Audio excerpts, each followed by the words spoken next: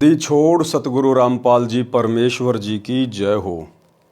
परम पिता परमात्मा सारी सृष्टि के रचनहार कुल मालिक असंख्य ब्रह्मांडों के स्वामी जगत गुरु तीनों लोकों में प्रवेश करके सब का भरण पोषण करने वाले राजाधिराज आत्माधार नाथों के नाथ देवों के देव महादेव सर्वेश्वर महेश्वर मृत्युंजय अजरो अमर आदि अनादि सनातनी प्रभु जगत पिता जगदीश्वर श्री श्री 1008 की उपाधि के वास्तविक अधिकारी अकाल मूरत शब्द स्वरूपी राम वासुदेव सर्वगतम ब्रह्म परम पूज्य प्रथम पूज्य परम संत परम पुरुष परम धनी परम दयालु सत्य कबीर हक्का कबीर अल्लाहु कबीर अल्लाहु अकबर बाखबर अल्लाह ताला जगत के तारणहार जगत के मुक्तिदाता जगत के जगन्नाथ हारे के सहारे हिंदुओं के राम मुसलमानों के अल्लाह सिखों के वाहिगुरु ईसाइयों के मसीह दया के सागर दया निधि करुणा के सागर करुणा निधि स्वयंभू परिभू संकट मोचन कष्ट हरण मंगल करण दुख भंजन अविगत कबीर निर्विकार निर्विषम परमात्मा अलय अलेख सतगुरु आदि अनादि सतगुरु असली मर्यादा पुरुषोत्तम असली राम असली कृष्ण असली घनश्याम असली मुरारी राजाओं के राजा महाराजाओं के महाराजा शहंशाहों के शहंशाह सम्राटों के सम्राट भगवानों के भगवान अल्लाहों के अल्लाह प्रभुओं के प्रभु मसीहाओं के मसीह सच्चे वाहिगुरु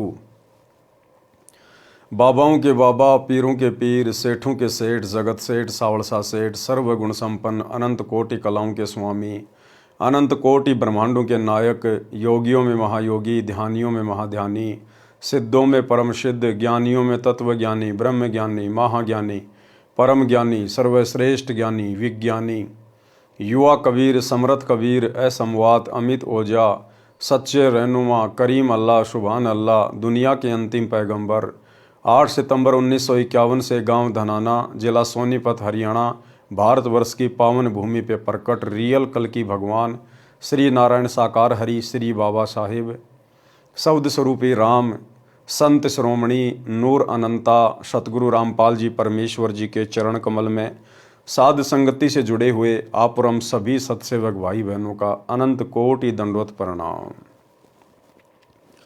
सत्साई भाई और बहनों, दया पूज्य गुरुदेव भगवान की सतगुरु रामपाल जी परमेश्वर जी की जिनके शुभ आशीर्वाद से विशेष आशीर्वाद से आप और हम सभी साध संगति से जुड़े हुए सत्सेवक भाई बहन अपनी आत्मा के कल्याण हेतु गुरुदेव के तत्व ज्ञान को आधार बनाकर दृढ़ता के साथ मोक्ष प्राप्ति के लिए निरंतर भक्ति मार्ग पर आगे बढ़ रहे हैं।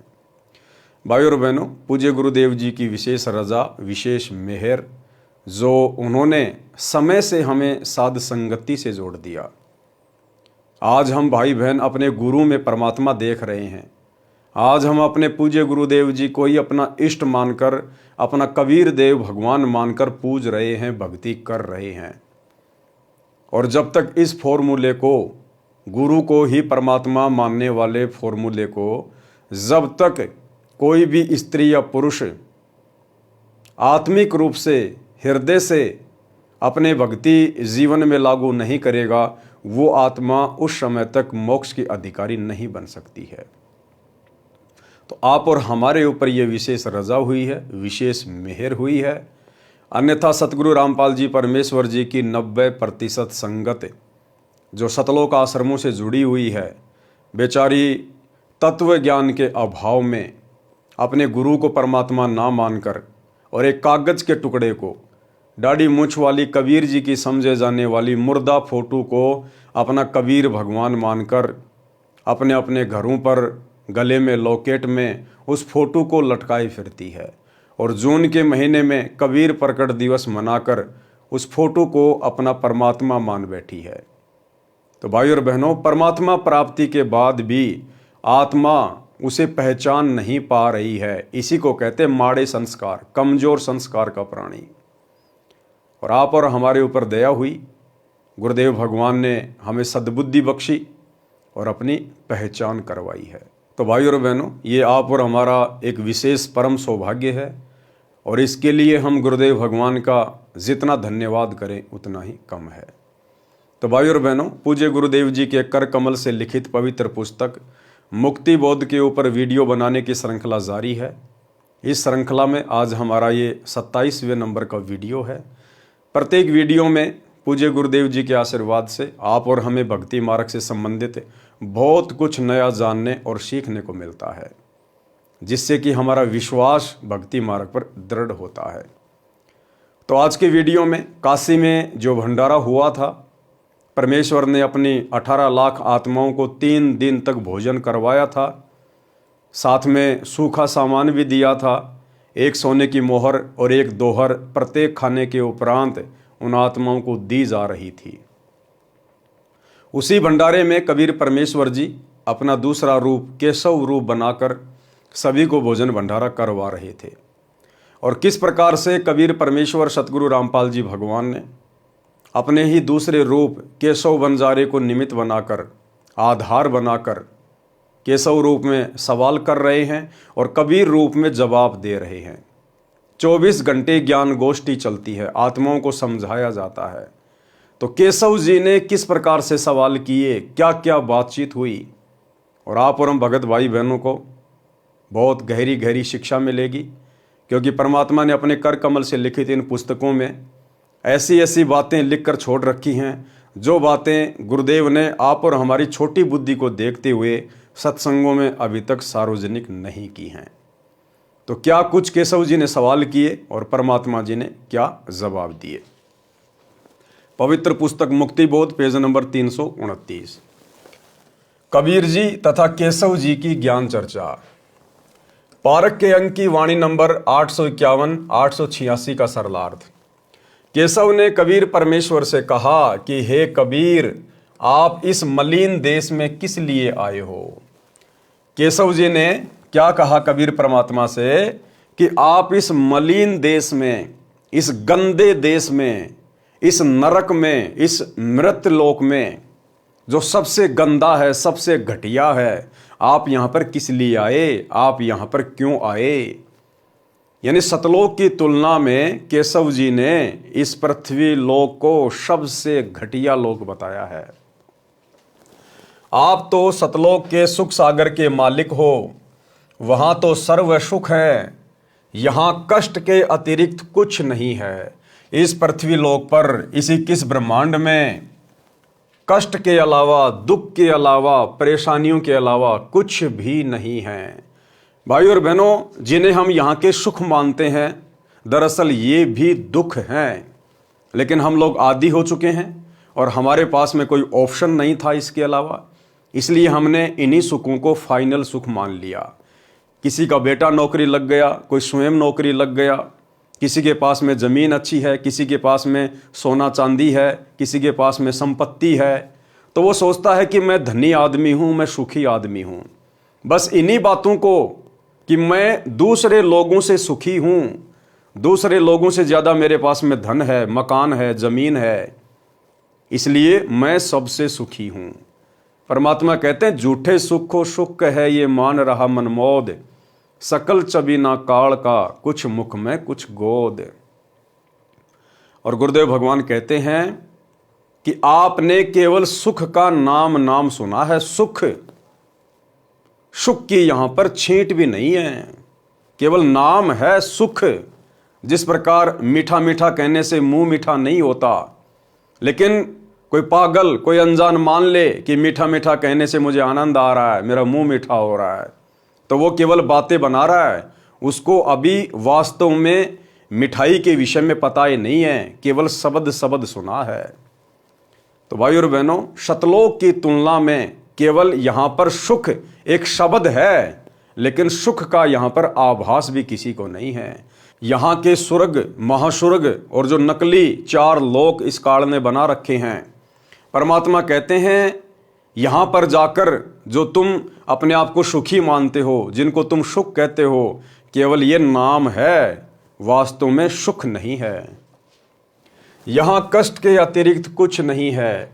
ये तो जीव लोक है, ब्रह्मा विष्णु तथा शिव तक सब जीव हैं, जन्म मृत्यु के चक्कर में हैं।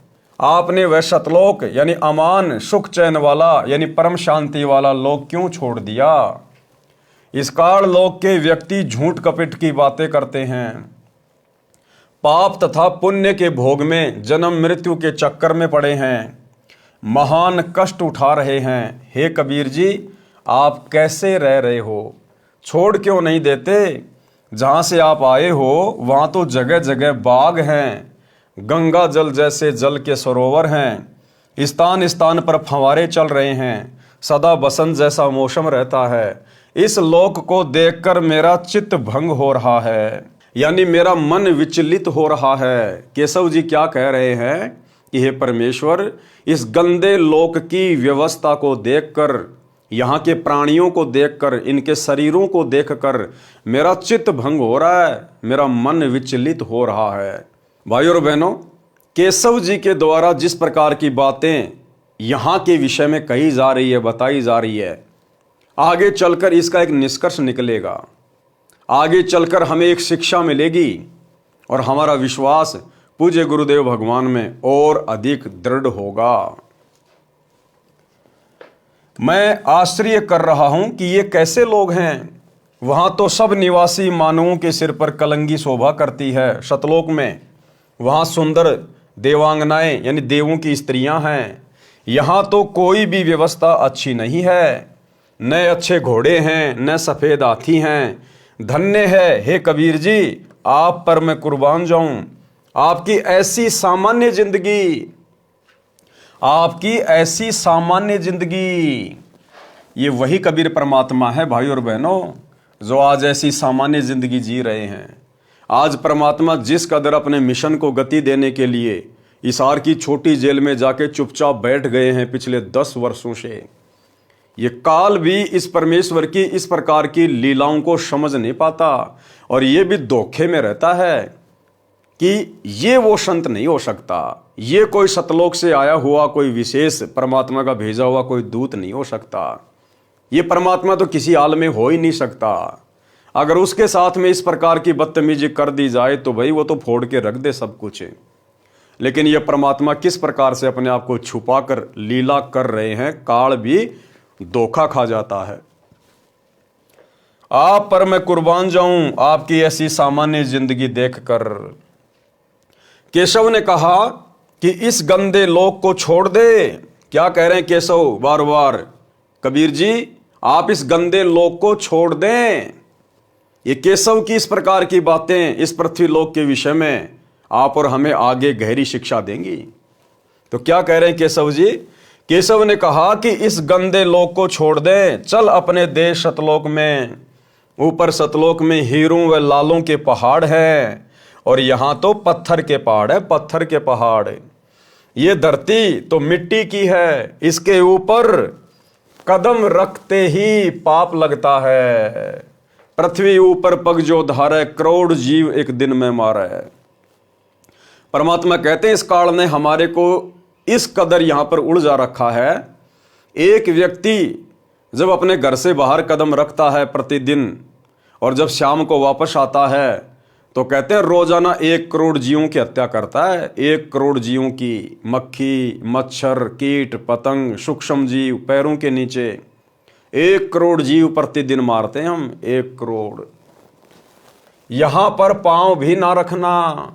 इन सब का मुर्द फरोसी पिंड यानी नासवान शरीर है। ये तो जन्मते और मरते हैं।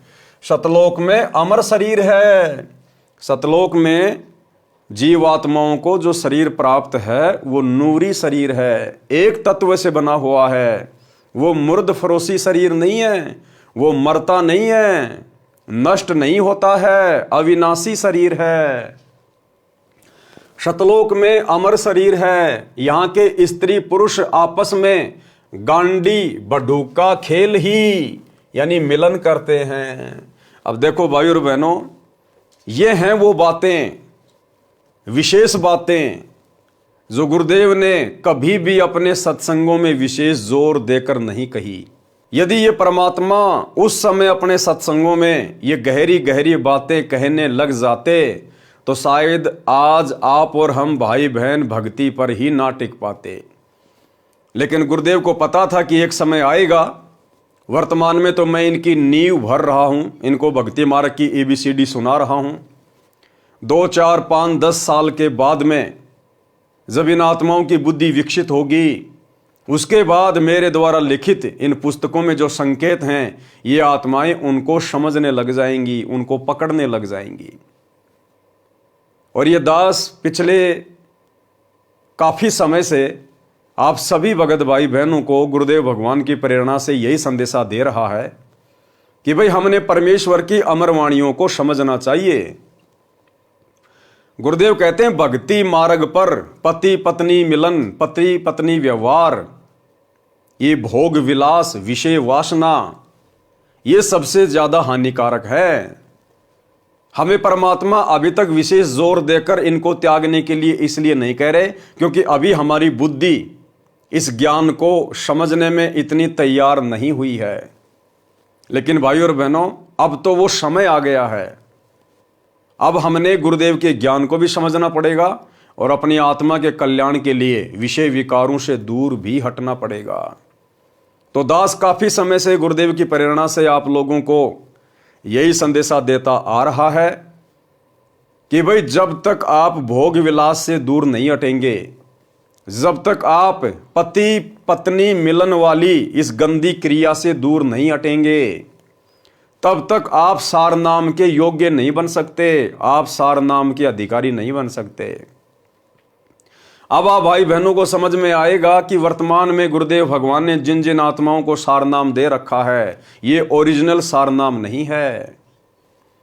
ये तो भाई बहन जबरदस्ती अपनी जो प्रतिक्रिया दिया करते थे सत्संग सुनने के बाद, उतावले हो जाते थे, गुरुजी हमें सार नाम दे दो, गुरुजी हमें सार नाम दे दो, हमें सार नाम कब मिलेगा कब मिलेगा।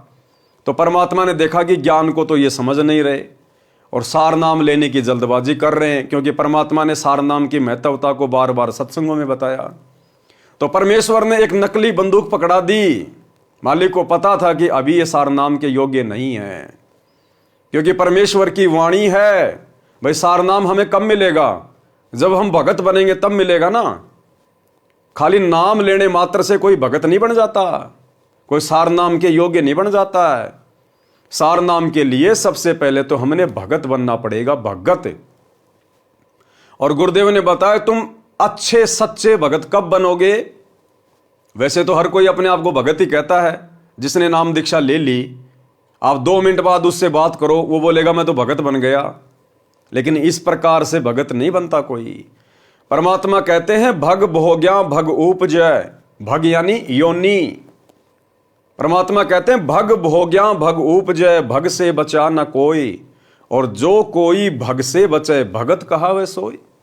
असल में सतगुरु रामपाल जी परमेश्वर जी का भगत तो वो कहलाएगा जो इस पति पत्नी मिलन से दूर हो जाएगा, जो अपने आप को विषय वासनाओं से दूर कर लेगा। हमें रोज परमात्मा नित्य नियम के माध्यम से जगाते हैं, लेकिन हम ध्यान नहीं देते। गुरुदेव कहते हैं कामी क्रोधी लालची इनसे भक्ति ना होए, और भक्ति करे कोई सूरमा जाति वर्ण कुल खोए। कामी कौन होता है? कामी जो विषय वासनाओं में डूबा हुआ है, जो अभी भी भोग विलासिता में डूबा हुआ है। कहते हैं कामी क्रोधी लालची इनसे भक्ति नहीं हो सकती। आप भक्ति पर लग जरूर जाओगे, आप गुरु से उपदेश जरूर ले लोगे, आप 3 समय की आरती भी करोगे, मंत्र भी करोगे, सत्संग भी सुनोगे, लेकिन ये काल विषय वासनाओं को लेकर आपके अंदर सदा खलबली मचाए रखेगा। आप सारा दिन भक्ति करके थोड़े बहुत भाव बनाओगे, और ये काल 2 मिनट की विषय वासनाओं की उथल पुथल में आपके सारे भाव बिगाड़ देगा, आपके मन को विचलित कर देगा।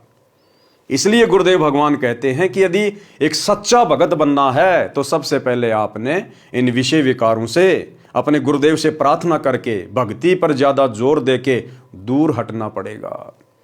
उसके बाद हम सार नाम के योग्य बनेंगे, सार नाम के अधिकारी बनेंगे। ये सार नाम कोई आलू टमाटर नहीं है जो परमात्मा आपको यूं ही बांट देगा, ले बेटा ले बेटा। इस सार नाम को सुरक्षित रखने के लिए परमात्मा ने धर्मदास जी को जिंदा समाधि दे दी।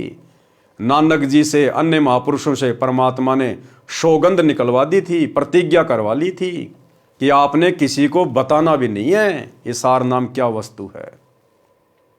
और वर्तमान में गुरुदेव भगवान के जेल जाने के बाद आप देख रहे हैं किस प्रकार से गुरुदेव के कलयुगी परिवार ने, उनके बेटा बेटी भाई बंधु रिश्तेदारों ने, इन आश्रमों में कोऑर्डिनेटरों ने आलू टमाटर की तरह सार नाम को 15-15 हज़ार रुपए के चक्कर में 20-20 हज़ार रुपए के लिए, क्योंकि वर्तमान में पाठ प्रकाश की कीमत 25 हज़ार रुपए कर दी गई है, तो 25-25 हज़ार के लिए, 15-15 हज़ार के लिए किस प्रकार से सार नाम को आलू टमाटर बना दिया गया है।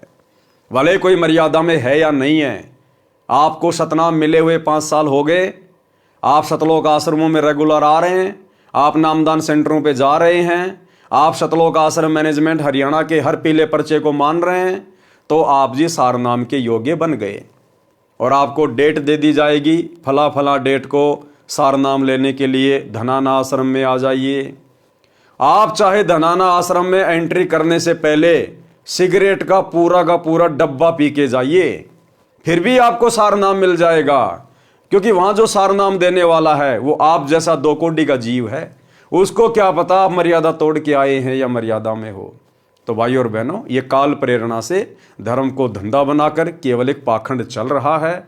ओरिजिनल सार नाम के योग्य हम उस समय बनेंगे जब हम विषय वासनाओं से पूरी तरह से पाक साफ हो जाएंगे। तो गुरुदेव भगवान ने क्या कहा है यहां पर, वर्तमान में जो भगत भाई बहन इतना तत्व ज्ञान लेकर भी और विशेषकर सतनाम लेने के बाद भी जो भाई बहन पति पत्नी मिलन में हैं, जो भोग विलास में हैं, जिन्होंने शारीरिक संबंध बनाने नहीं छोड़े हैं, परमात्मा कहते हैं वो तो गांडी बडूका खेल रहे हैं। गांडी बडूका यानी केशव जी ने गाड़ी दी है, गाड़ी। जैसे आप और हम भगत भाई बहन पहले कह दिया करते थे एक दूसरे को ज्ञान के अभाव में, ए गांडू इधर आ। तो गांडू का मतलब क्या होता है, जो अभी उसी वस्तु के पीछे पड़ा हुआ है, जो अभी योनि के चक्कर में पड़ा हुआ है, विषय वासनाओं में सना हुआ है, उसको गांडू कहते थे। और परमात्मा ने उसी चीज को क्या कहा, गांडी बडूका। तो केशव जी क्या कह रहे हैं कि यहां के लोग कितने गंदे हैं, ये कैसे भक्ति करेंगे आपकी, कैसे इनके अंदर आपकी भक्ति प्रवेश करेगी परमात्मा। ये तो गांडी बडूका खेल ही, ये तो गांडी बडूका का खेल खेल रहे हैं। अभी भी इन लोगों को समझ में नहीं आई कि तुमने सतलोक भी जाना है। ये ज्ञान तुम्हें धरती पर कौन दे रहा है, तुम्हारा मनुष्य जीवन प्राप्त करने का टारगेट क्या है, मकसद क्या है, लक्ष्य क्या है। इन लोगों को कुछ भी समझ में नहीं आ रहा परमात्मा। ये तो आपसे इतना ज्ञान लेने के बाद भी गांडी बडूका का खेल खेल रहे हैं, गांडी बडूका का, और उम्मीद कर रहे हैं सतलोक जाने की, सार नाम लेने की। सार नाम तो उस समय देगा परमात्मा जब हम ये गांडी बडूका का खेल खेलना बंद करेंगे।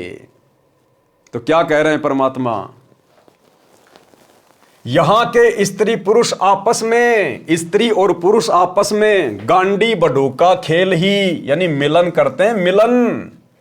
और इसी को सबसे अच्छा भोग मानते हैं। सतलोक का भोग असंख्य गुणा आनंददायक है। दास ने परमात्मा के मुख कमल से एक सत्संग में सुना था कि पुण्यात्माओं, यहां तुम जो सुख स्त्री पुरुष मिलन में ढूंढते हो, शारीरिक संबंध बनाने में जिस सुख को तुम सुख मानते हो ना, इससे असंख्य गुणा सुख सतलोक में है।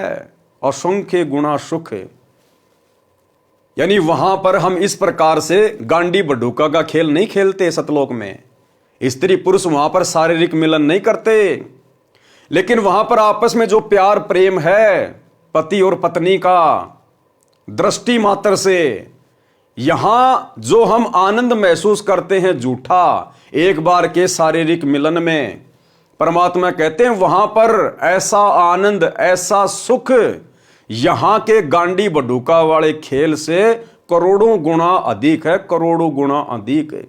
और यहां का झूठा सुख तो तुम 1 मिनट ले लोगे, 2 मिनट ले लोगे, और वहां तो अनवरत अखंड सुख है, अखंड।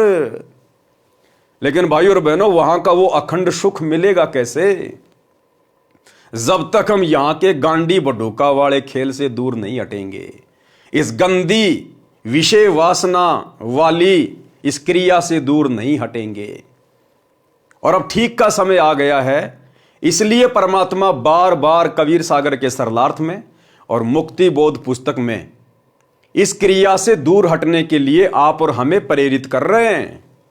यानी परमात्मा खुल के नहीं कहना चाहते, लेकिन इस पुस्तक में परमात्मा ने हर प्रकार से लिख दिया है और खुलकर कहने के लिए, समझाने के लिए इस पवन दास नाम के 2 कौड़ी के कुत्ते को खड़ा कर दिया है कि भाई अगर मैं डायरेक्टली कहूंगा तो ये आत्माएं नाराज हो जाएंगी कि लो भाई, अब तो गुरुजी ने स्त्री पुरुष मिलन के लिए भी मना कर दिया है।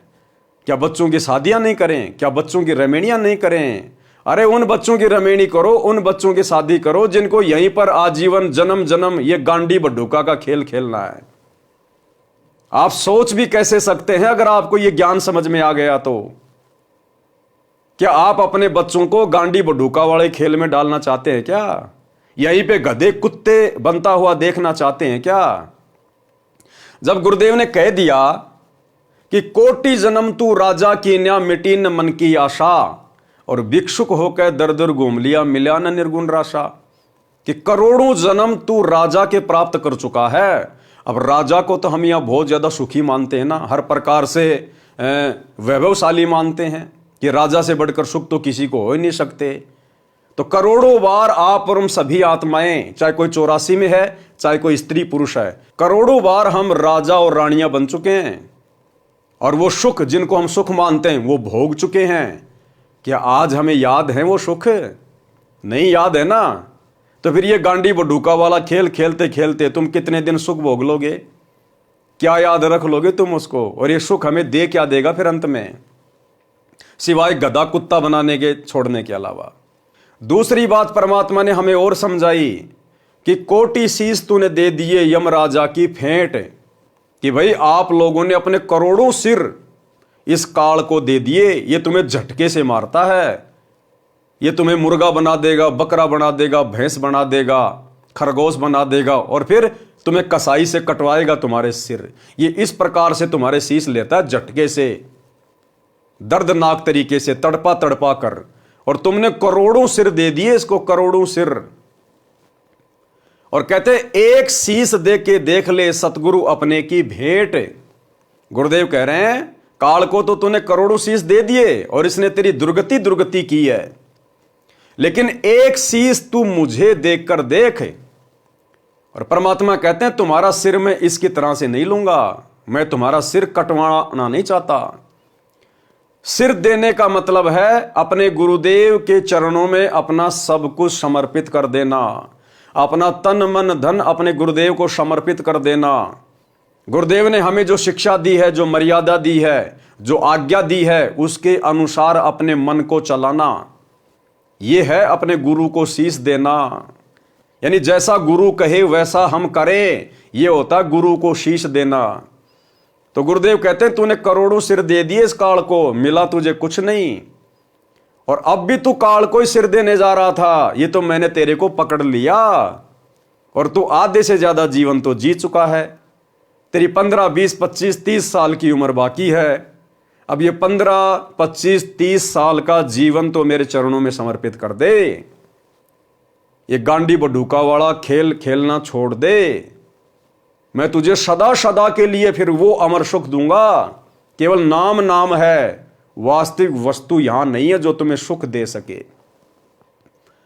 वो कैसे नहीं है भाई और बहनों, देखो हमने समझना पड़ेगा झूठा सुख कैसे है। अब ये गांडी बड्ढूका का खेल खेलते हैं, स्त्री पुरुष शारीरिक मिलन करते हैं, जब तक वे एक दूसरे से लिपटे रहते हैं, चिपके रहते हैं, तब तक तो उनको लगता है पता नहीं हम क्या अमृतत्व प्राप्त कर रहे हैं।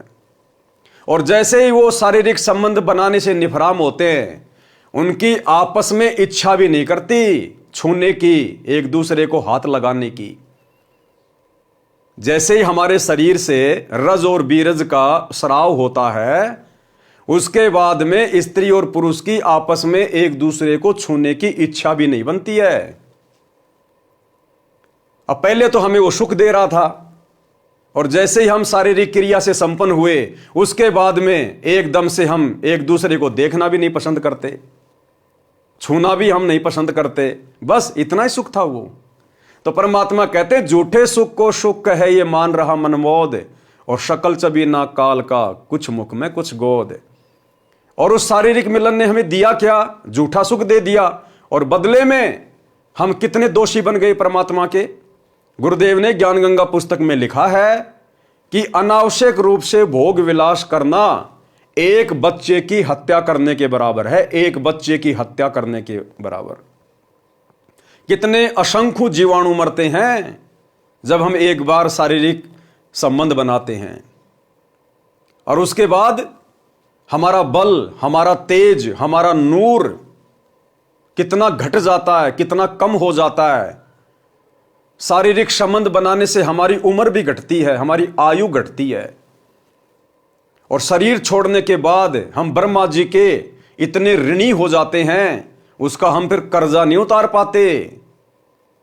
फिर कई युगों तक हम लोग नरक भोगते हैं, वो गांडी बडूका खेल खेलने के कारण। नरक से निकलने के बाद फिर गधे कुत्ते सूअर का जन्म भोगते हैं।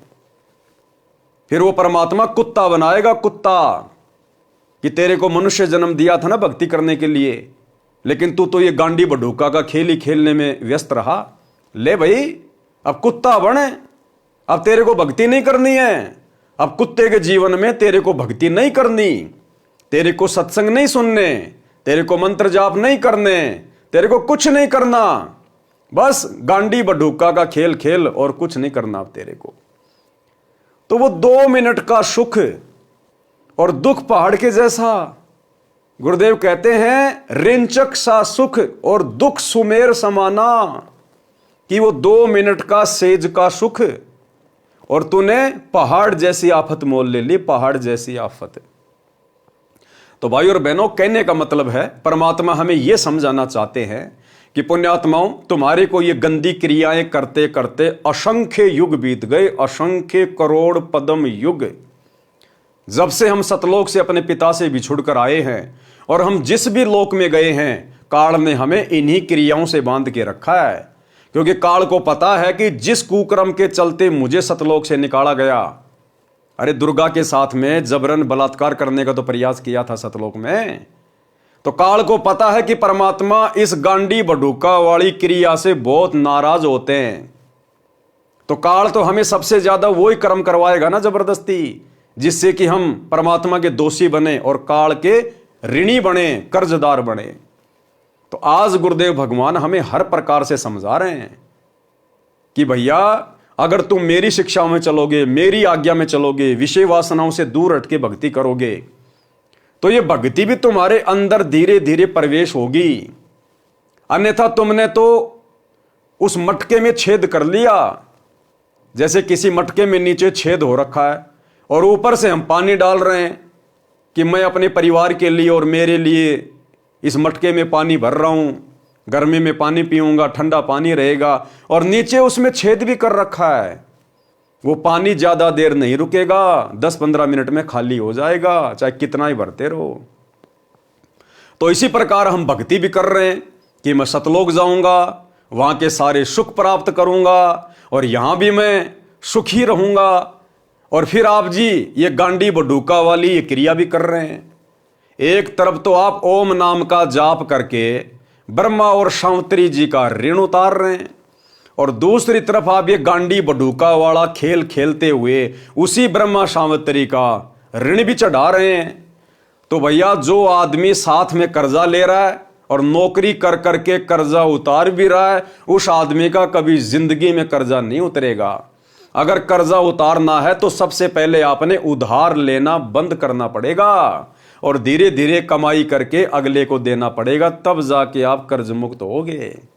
तो भाई और बहनों, परमात्मा हमें हर प्रकार से भक्ति मार्ग पर सफलता प्राप्त करवाने के लिए समझाना चाहते हैं कि यदि आप मेरी आज्ञा में चलोगे, मेरी मर्जी में चलोगे, और विषय वासनाओं से हटकर जब आप इस भक्ति पर लगोगे दृढ़ होकर, तब आपकी सुरती सतलोक की तरफ लगेगी। अन्यथा खाली सत्संग तुम सुनते रहो, शब्द सुनते रहो हैं, और सुरती तुम्हारी कभी 7 जन्म में भी लगनी नहीं है परमात्मा में। तो केशव जी यहां पर यही बात कह रहे हैं कि परमात्मा सतलोक में तो अमर शरीर है, अविनाशी शरीर है, और यहां के स्त्री पुरुष ये तो गांडी बडू का खेल ही, आपस में मिलन करते हैं, मिलन। ये बात क्यों लिखी गई? क्योंकि ये परमात्मा को अच्छी नहीं लगती, परमात्मा को स्वीकार्य नहीं है। अरे केशव रूप में कौन था? खुद कबीर परमात्मा ही है ना, सतगुरु रामपाल जी भगवान, खुद केशव कबीर भगवान ही है ना। तो भगवान ही तो कह रहे हैं, केशव कह रहे हैं, समझिए कबीर परमात्मा कह रहे हैं। तो परमात्मा तो इस क्रिया से बहुत नाराज हैं, इस क्रिया को तो परमात्मा गलत बता रहे हैं। तो हमारे भगवान जिस क्रिया के करने से खुश नहीं है, उस क्रिया को खुशी खुशी करके आप और हम कैसे अपने भगवान को खुश कर सकते हैं? 7 जन्म में नहीं कर सकते। तो भाई और बहनों, समझदार को तो संकेत ये काफी है कि आपने यदि इसी जन्म में सतलोक प्राप्त करना है, पूर्ण मोक्ष प्राप्त करना है और सतलोक के योग्य बनना है, सारनाम के योग्य बनना है, तो आपने किन किन क्रियाओं से अपने आप को दूर करना पड़ेगा। यहां के स्त्री पुरुष आपस में गांडी बडूक का खेल ही, यानी मिलन करते हैं, सेक्स करते हैं, और इसी को सबसे अच्छा भोग मानते हैं। सतलोक का भोग असंख्य गुणा आनंददायक है। सब मानव यानी स्त्री पुरुष के शरीर में नरक भरा है, नसों में रुधिर भरा यानी खून भरा हुआ है, थूक भरा है, विष्टा यानी टट्टी भरा हुआ है। ये दिन रात इसी नरक में भरे शरीर में मस्त रहते हैं। फिर कुत्ते गधे बनते हैं, यमदूत इनके ऊपर घात मारने के लिए छुपकर दांव लगाए रहता है। इस काल लोक की पृथ्वी की 100 योजन यानी 1 योजन 12 किलोमीटर के समान होता है, यानी 1200 किलोमीटर ऊपर तक दुर्गंध जाती है। इस पृथ्वी की बदबू, कितने लोग लैट्रिन करते हैं, पेशाब करते हैं, फैक्ट्रियों का धुआं है, गंदा पानी है, केमिकल है। परमात्मा कहते हैं 1200 किलोमीटर तक तो इस पृथ्वी से ऊपर इसकी बदबू जाती है, बदबू। और ये जीव स्त्री पुरुष इस पृथ्वी पे रह रहे हैं, जड़ में रह रहे हैं। ये रह कैसे रहे परमात्मा? केशव जी सोच सोच कर चिंतित हो रहे हैं कि परमात्मा ये इंसान यहां पर रह कैसे रहे हैं। हे कबीर जी, ये सब अहंकारी जीव हैं, इनको कैसा ज्ञान और ध्यान बताया जा सकता है? ये कैसे भक्ति करेंगे? केशव जी क्या कह रहे हैं? ये कैसे भक्ति करेंगे? एक गहरी शिक्षा मिलेगी भाई और बहनों। दास आपको पहले से कहता आ रहा है, केशव जी की इन तमाम बातों को ध्यान रखना जो इस पृथ्वी लोक के विषय में कह रहे हैं, आप और हमारे विषय में कह रहे हैं। ये कैसे भक्ति करेंगे? हे कबीर जी, आप इनमें कहां फंसे बैठे हो? क्या कह रहे हैं केशव जी? आप इनमें कहां फंसे बैठे हो? और वो शिक्षा ये है भाई और बहनों, केशव जी स्वयं कबीर परमात्मा ही थे और उसके बावजूद भी केशव जी ने हाथ खड़े कर लिए। यहां की गंदी व्यवस्था को देखकर, यहां के गंदे स्त्री और पुरुषों को देखकर, इस गंदे शरीर को देखकर, हमारे हार व्यवहार को देखकर केशव ने भी हाथ खड़े कर लिए कि हे परमात्मा, आप यहां से निकल क्यों नहीं चलते? आप इस गंदे लोक में क्यों पड़े हो? आप इनसे कैसे भक्ति करवाओगे? ये कैसे भक्ति कर पाएंगे? आप सोचिए भाई और बहनों, जो भाई बहन अपनी अज्ञानता के चलते ये मानते हैं कि हमारे गुरुजी सतगुरु रामपाल जी तो कबीर जी के अवतार हैं, कबीर जी के द्वारा भेजी गई आत्मा हैं, कबीर जी के द्वारा सतलोक से भेजे गए उनके दास हैं, कोई संदेश वाहक हैं। तो भाई कबीर के द्वारा भेजा गया सतलोक से कोई प्राणी, कोई जीव, कोई आत्मा, कोई दास, कोई संदेश वाहक इस पृथ्वी लोक पर आकर पृथ्वी लोक के निवासियों को भक्ति नहीं करवा सकता। अरे केशव जी तो सतलोक से आए थे ना, केशव भी तो सतलोक से आए थे ना। और केशव कोई आत्मा नहीं थी, परमात्मा की टू कॉपी थी। परमात्मा कबीर जी की टू कॉपी थी, यानी कबीर परमेश्वर का दूसरा रूप था। और कबीर परमात्मा के दूसरे रूप ने भी, जो सतलोक की अन्य आत्माओं से सर्वश्रेष्ठ है, उस कबीर परमात्मा के दूसरे रूप ने, केशव ने भी हाथ खड़े कर लिए और कबीर जी को कह रहे हैं आप इनसे कैसे भक्ति करवाओगे? तो भला सतलोक से परमात्मा के द्वारा भेजी गई कोई आत्मा इस पृथ्वी पर आप और हमें कैसे भक्ति युक्त कर सकती है? कैसे वो इतना संघर्ष कर सकता है? कैसे वो भक्ति करवा सकता है?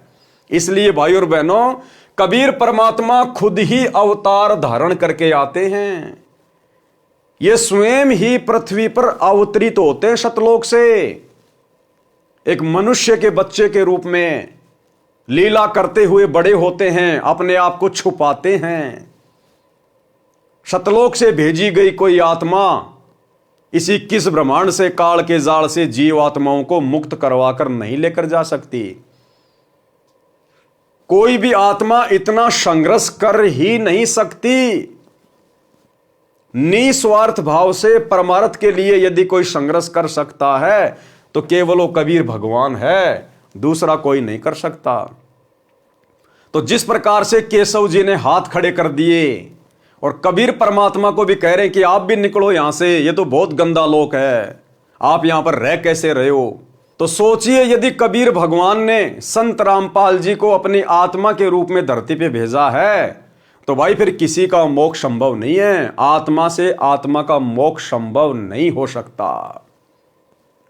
वो तो खुद बाप आएगा और वो ही अपनी आत्माओं को छुड़ा कर लेकर जाएगा। लेकिन ये बातें भाई और बहनों, सतगुरु रामपाल जी के भगत होने के बावजूद, इनसे इतना तत्व ज्ञान लेने के बावजूद सतलोक आश्रमों से जुड़े हुए 90% भगत भाई बहनों को समझ में नहीं आ रही है। काल ने पूरी तरह से बुद्धि ऑफ कर रखी है कि मैं इनमें से एक को भी गुरु को परमात्मा नहीं मानने दूंगा। और जब तक आपके अंदर यह दृढ़ विश्वास नहीं होगा कि मेरा गुरु स्वयं परमात्मा है, कबीर है, ये कोई मिडिल मैन नहीं है, ये किसी का भेजा हुआ कोई अवतार नहीं है, ये कोई आत्मा नहीं है, ये स्वयं बाप है, बाप।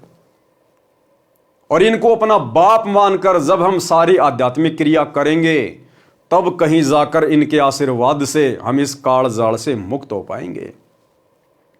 आप लोगों के दृढ़ विश्वास के लिए एक बहन का छोटा सा 5-6 मिनट का वीडियो सुनाता हूं। आप जी को पता है कि वर्तमान में महाकुंभ का मेला लगा हुआ है और मीडिया वाले, अन्य यूट्यूब चैनल वाले बहुत सारे लोगों के, बाबाओं के इंटरव्यू ले लेकर 2 पैसे कमाने के लिए अपने चैनल पर डालते रहते हैं। ऐसे ही एक यूट्यूबर ने और महाकुंभ में गई हुई एक लेडीज का वीडियो बनाया, जो लेडीज अपने आप को नूर अनंता कहती है, नूर अनंता। हालांकि उस बहन को पता नहीं बेचारी को कि नूर अनंता वास्तव में कौन है। असल में नूर अनंता कबीर परमेश्वर सतगुरु रामपाल जी भगवान है। ये इस परमेश्वर का उपमात्मक नाम है। नूर अनंत, नूर अनंता का मतलब है जिसके शरीर की शोभा, जिसके शरीर का नूर अनंत है, अनंत। और गुरुदेव ने क्या बताया कि सतलोक में परमात्मा के एक बाल में 1 करोड़ चंद्रमा, 1 करोड़ सूरज, इनसे भी कहीं ज्यादा रोशनी है। तो असल में जो नूर अनंत शब्द है, ये कबीर परमेश्वर सतगुरु रामपाल जी भगवान का उपमात्मक नाम है। तो उस नूर अनंता स्त्री ने क्या कुछ कहा वर्तमान समय के संदर्भ में। हालांकि वो सतगुरु रामपाल जी की शिष्या नहीं है, उसको ये तत्व ज्ञान प्राप्त नहीं है, लेकिन परमात्मा उसके अंदर प्रेरणा कर रहे हैं क्योंकि वो परमेश्वर की 64 लाख वाली आत्माओं में से है। क्योंकि ऐसी विशेष आत्माएं ही वैराग्य धारण करती हैं, जिनको संसार से मोह व्याप्त नहीं होता। वो नूर अनंता बहन अपने घर परिवार से सक्षम है, समृद्ध है। उसके बच्चे कनाडा में रहते हैं और उसका जो ससुराल है वो संपन्न है, लेकिन उसका मन नहीं लगा। उसने परिवार को एक प्रकार से त्याग दिया। त्यागने का मतलब है उसका मन उस परिवार में नहीं लगा। वो रहती अपने परिवार में है, लेकिन बीच बीच में उसके अंदर वो भक्ति भाव उमड़ जाता है, जिस कारण से अपनी आध्यात्मिक वो क्रियाएं करने लग जाती हैं। लेकिन अभी तक इस आत्मा को सही रास्ता नहीं मिल पाया है। लेकिन इसके अंदर जो स्मृतियां हैं वो परमात्मा की तरफ से हैं। जो बातें ये कह रही है, जो बातें ये बोल रही हैं, ये इसकी पिछली भक्ति के कारण परमात्मा इसमें प्रेरणा करता है। और परमात्मा इसमें प्रेरणा केवल इसलिए कर रहा है क्योंकि देखो, दुनिया वाले तो इसका इंटरव्यू देख के कुछ समझ नहीं पाएंगे, क्योंकि ये बहन दुनिया वालों को जिस सांकेतिक भाषा में समझा रही है ना, दुनिया उस सांकेतिक भाषा को समझने के योग्य नहीं है, समझने के लायक नहीं है, सक्षम नहीं है। सक्षम तो सतगुरु रामपाल जी भगवान की शरण में आने के बाद, इनके सत्संगों को सुनने के बाद में बना जाएगा। तो ये दुनिया वालों को जो सांकेतिक संदेश दे रही है, तो दुनिया वालों को समझ में नहीं आ रही वो बातें। ये आत्मज्ञान की बात कर रही है। कहीं मत जाओ, अपने घर में रहो, अच्छे शुभ कर्म करो। और कह रही है वो सबका बाप अब की बार खुद आया हुआ है। अब इसको क्या पता, और आ गया तो कहां है, इस बहन को क्या पता, लेकिन इससे परमात्मा बुलवा रहा है। ये कह रही है कि अब की बार कोई मिडिल मैन नहीं है। मिडिल मैन मानी कोई एजेंट नहीं आया उस परमात्मा का। अब की बार उस परमात्मा का कोई मिडिल मैन नहीं है, कोई एजेंट नहीं है। सतलोक से कोई दलाल नहीं आया, कोई एजेंट नहीं आया परमात्मा का, कोई संदेशवाहक नहीं आया। कहते अब की बार तो वो बाप खुद ही आया है। और ये बाप भाई सबके सामने रहा। ये है वो बाप जिसे आने वाले समय में पूरी दुनिया जानेगी, पहचानेगी, नतमस्तक होगी। ये है वो कल की भगवान जिसके बारे में सांकेतिक भाषा में वो नूर अनंता बहन बार बार अपने वीडियो में जिक्र करती है। इसलिए दास कहता है, आप और हम भगत भाई बहनों का, विशेषकर साध संगति से जुड़े हुए भाई बहनों का परम सौभाग्य कि आज परमेश्वर ने आप और हमारा इतना ज्ञान योग खोल दिया, आप और हमारी इतनी ज्ञान वाली आंखें खोल दी हैं कि हम किसी के भी संकेत को तुरंत समझ जाते हैं, तुरंत। और मात्र संकेत समझने से बात नहीं बनती।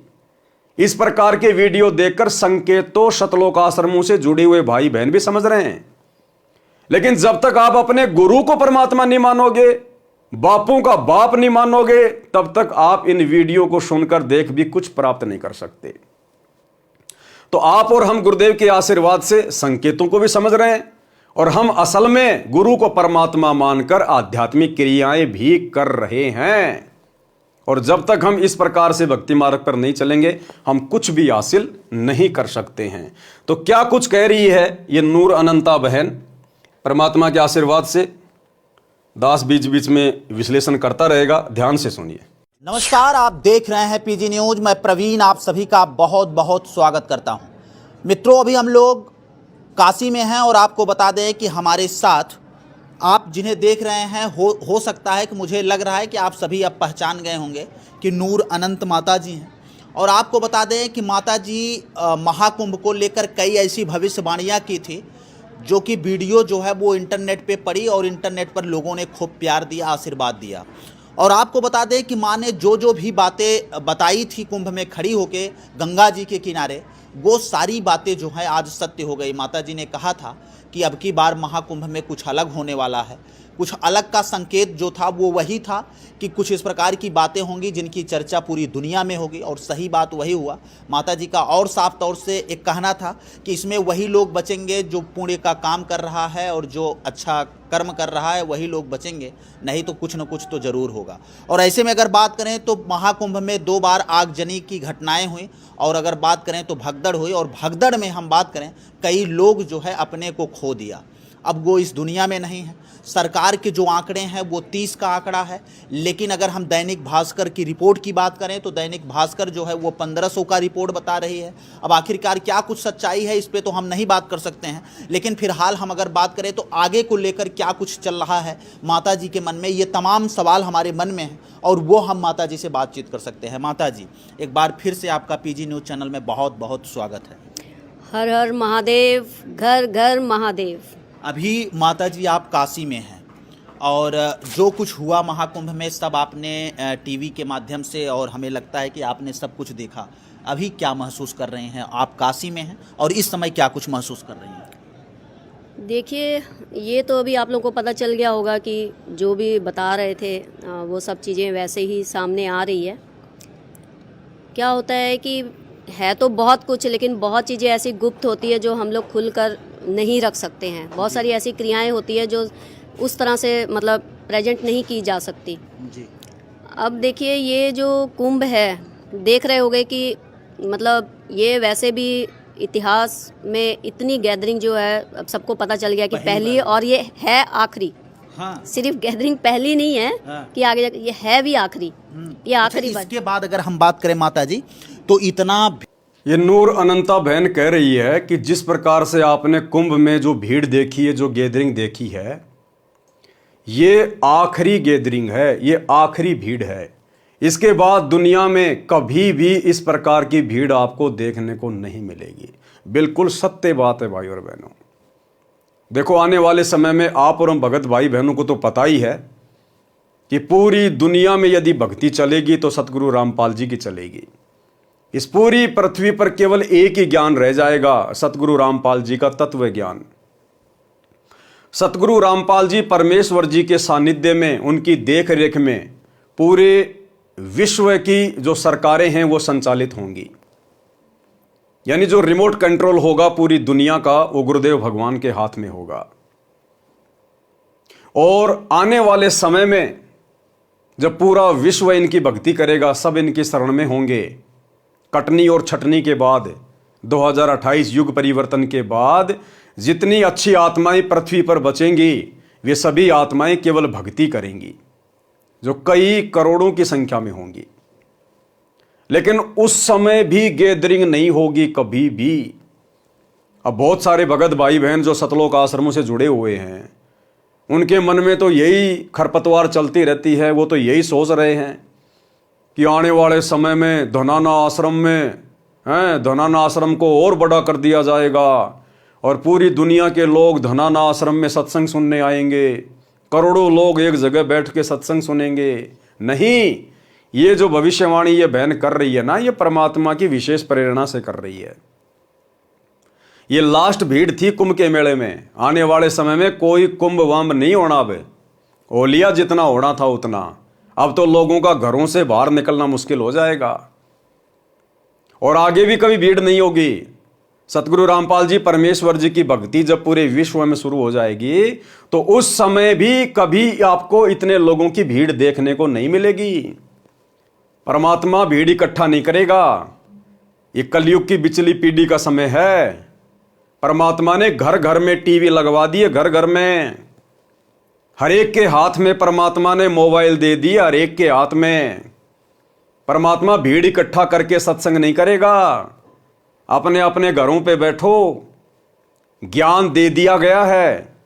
मर्यादा में रह के भक्ति करोगे तो परमात्मा साथ रहेगा। चाहे अमेरिका रहो, चाहे इंग्लैंड रहो, चाहे भारत में रहो।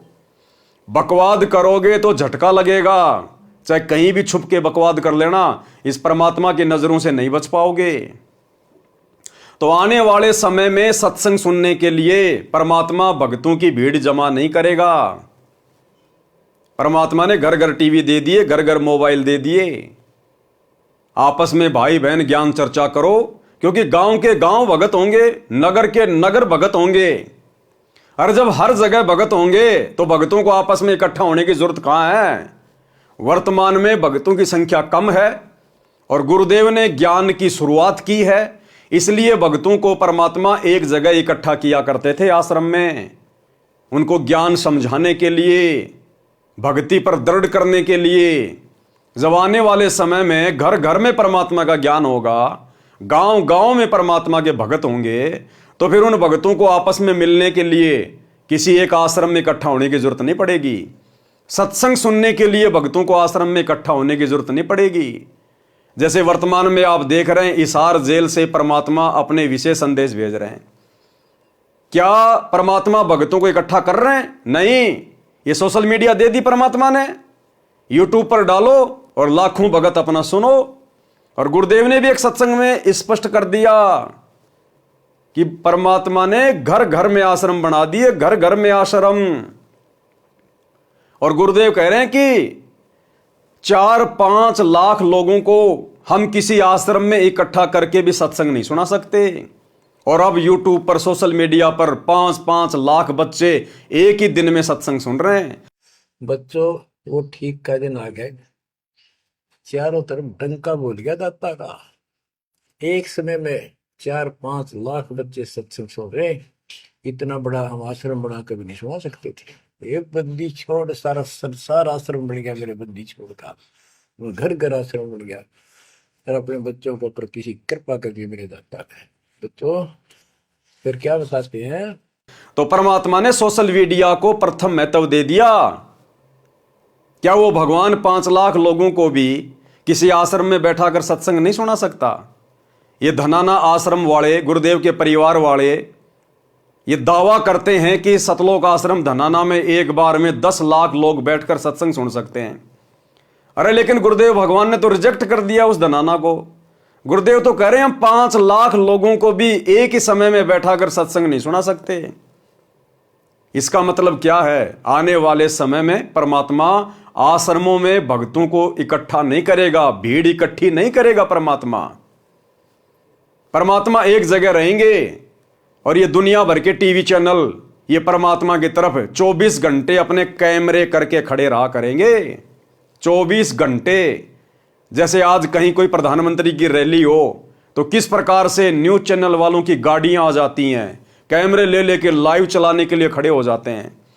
इसी प्रकार आने वाले समय में इस प्रधानमंत्रियों के प्रधानमंत्री के आगे, राष्ट्रपतियों के राष्ट्रपति के आगे, सतगुरु रामपाल जी परमेश्वर जी के आगे, जहां भी ये परमात्मा रहेंगे, ये न्यूज चैनल वाले इनके सत्संगों को लाइव चलाने के लिए 24 घंटे वहां बाहर खड़े रहेंगे। बाहर जैसे कुत्ता रोटी के टुकड़े के इंतजार में रहता है ना, ऐसे ये न्यूज चैनल वाले जो आज सिवाय बकवाद के कुछ नहीं दिखा रहे, आने वाले समय में परमात्मा की एक बाइट के लिए, परमात्मा के एक सत्संग के लिए आश्रम के बाहर गाड़ियां ले लेके डेरे डाल के पड़े रहेंगे। डेरे डाल के, जैसे पुलिस वाले चुनाव के समय तंबू लगा लगा के बिल्डिंगों के बाहर रात को जो है रहते हैं।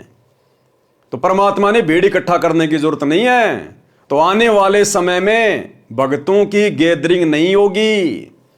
ये जितने भी आश्रम वर्तमान में बना दिए गए हैं गुरुदेव की गैर हाजिरी में धर्म को धंधा बना के, ये आश्रम परमात्मा अपने परिवार वालों को दे देगा कि भैया तुम लोगों ने इसीलिए तो भक्ति की थी कि हमारे पास में संपत्ति हो, पैसा हो, लो भाई ये आश्रम संभालो, तुम ही संभालो, हमें तुम्हारे आश्रमों की जरूरत नहीं है। तो आने वाले समय में भीड़ इकट्ठा नहीं होगी। सोशल मीडिया ही एकमात्र प्रचार का साधन होगा, माध्यम होगा। इतना भीड़ कभी महाकुंभ में नहीं नहीं हुई, हाँ, और नहीं हुई है और आगे भी कभी नहीं होगी। इसलिए क्या हो रहा है कि ये जाने अनजाने में लोग खींचे चले आ रहे हैं। हाँ। अब देख रहे हो सिर्फ अपने भारतीय नहीं है, विदेशी भी सब खींचे, उनको पता ही नहीं है, मतलब उनको कोई ना कोई ऊर्जा खींच के ला रही है। क्यों ला रही है? क्योंकि ये लास्ट फेज चल रहा है। जैसे बता रहे हैं कि भाई कलयुग का ये एंडिंग है और सतयुग जो है, साथ साथ कलयुग खत्म हो रहा है, साथ साथ सतयुग की स्थापना हो रही है। इसको जितनी जल्दी हो सकता है सब लोग इस सत्य को मान लें। क्योंकि अब बहुत लोग हैं ना ऐसे ही बोल रहे हैं कि ये ऐसे ही ये झूठ है, ये लोगों को डराने के लिए ऐसे बोल रहे हैं। नहीं भाई, हमें क्या जरूरत पड़ी है किसी को डराने की ना। जी। बहुत सारे लोगों ने ये कमेंट किया माता जी, लेकिन बहुत सारे लोग जो है आपके बारे में पॉजिटिव कमेंट किए कि माता जी ने जो भी बातें की थी सारी बातें जो है वो सत्य निकल गए और माता जी का एक बार फिर से इंटरव्यू आना चाहिए और हम लोग आगे अपने जीवन को किस प्रकार से यापन करें, ये तमाम लोग जो है वो जानना चाहते हैं। अच्छा, एक माता जी एक बड़ा सवाल ये है कि आखिरकार महाकुंभ की तरफ जब लोगों का आवागमन शुरू हुआ, लोगों के दिमाग में क्या कुछ बातें चल रही थी कि सब लोग, अगर हम बात करें, खिंच कर जो है वो महाकुंभ की तरफ आना शुरू हो गए? वो डर ऑटोमेटिकली लोगों को एक डर है जो खींच के ला रहा है। क्योंकि हर इंसान को अपने आप में सब कुछ पता होता है। अब जैसे मैं, आप हो ना, आपको आप क्या हो जे आपसे बेहतर आपको आप जब वो परमात्मा जानता होगा, सिर्फ 2 इंसान जानते हैं। तो आपका वो डर आपको कुंभ में लाएगा डुबकी देने के लिए। लेकिन बात ये है कि भाई डुबकी देने से कुछ नहीं होगा। हर इंसान को इस बार पता है कि हमने क्या कोई बुरे कर्म करे हैं, क्या हमने अच्छे कर्म करे हैं। वो अंदर ही अंदर कोई ना भय एक उनको यहाँ पर खींच के ला रहा है। चाहे वो बड़ी बड़ी सेलिब्रिटीज, कोई भी, आप देख रहे हो किस तरह के लोग आ रहे हैं ना। आगे ध्यान से सुनना वीडियो भाई और बहनों। तो ये एक डर है, क्योंकि कहीं ना कहीं वो जो ऊर्जा है, वो जिसको हम बता रहे हैं कि भाई वो धरती पर आ चुका है। इस बार खुद, मतलब वो जो बाप जी है ना, वो खुद आए हैं। इस बार कोई मिडिल मैन नहीं है। जैसे हम पहले ही बताए हैं कि भाई, क्या कह रही है बहन? इस बार वो बाप जी, वो बाप कौन? सारी सृष्टि का मालिक, सबको रचने वाला, सर्वद्रष्टा, सर्वसृष्टा, अंतर्यामी, नूर अनंत परमात्मा। तो ये बहन कह रही है इस बार वो बाप जी खुद आया, खुद। अरे धिक्कार है सतलोक आश्रमों से जुड़ी हुई 90% संगत को और गुरुदेव के कलयुगी काल प्रेरित बेटा बेटी भाई बंधु रिश्तेदारों को, इन कोऑर्डिनेटरों को।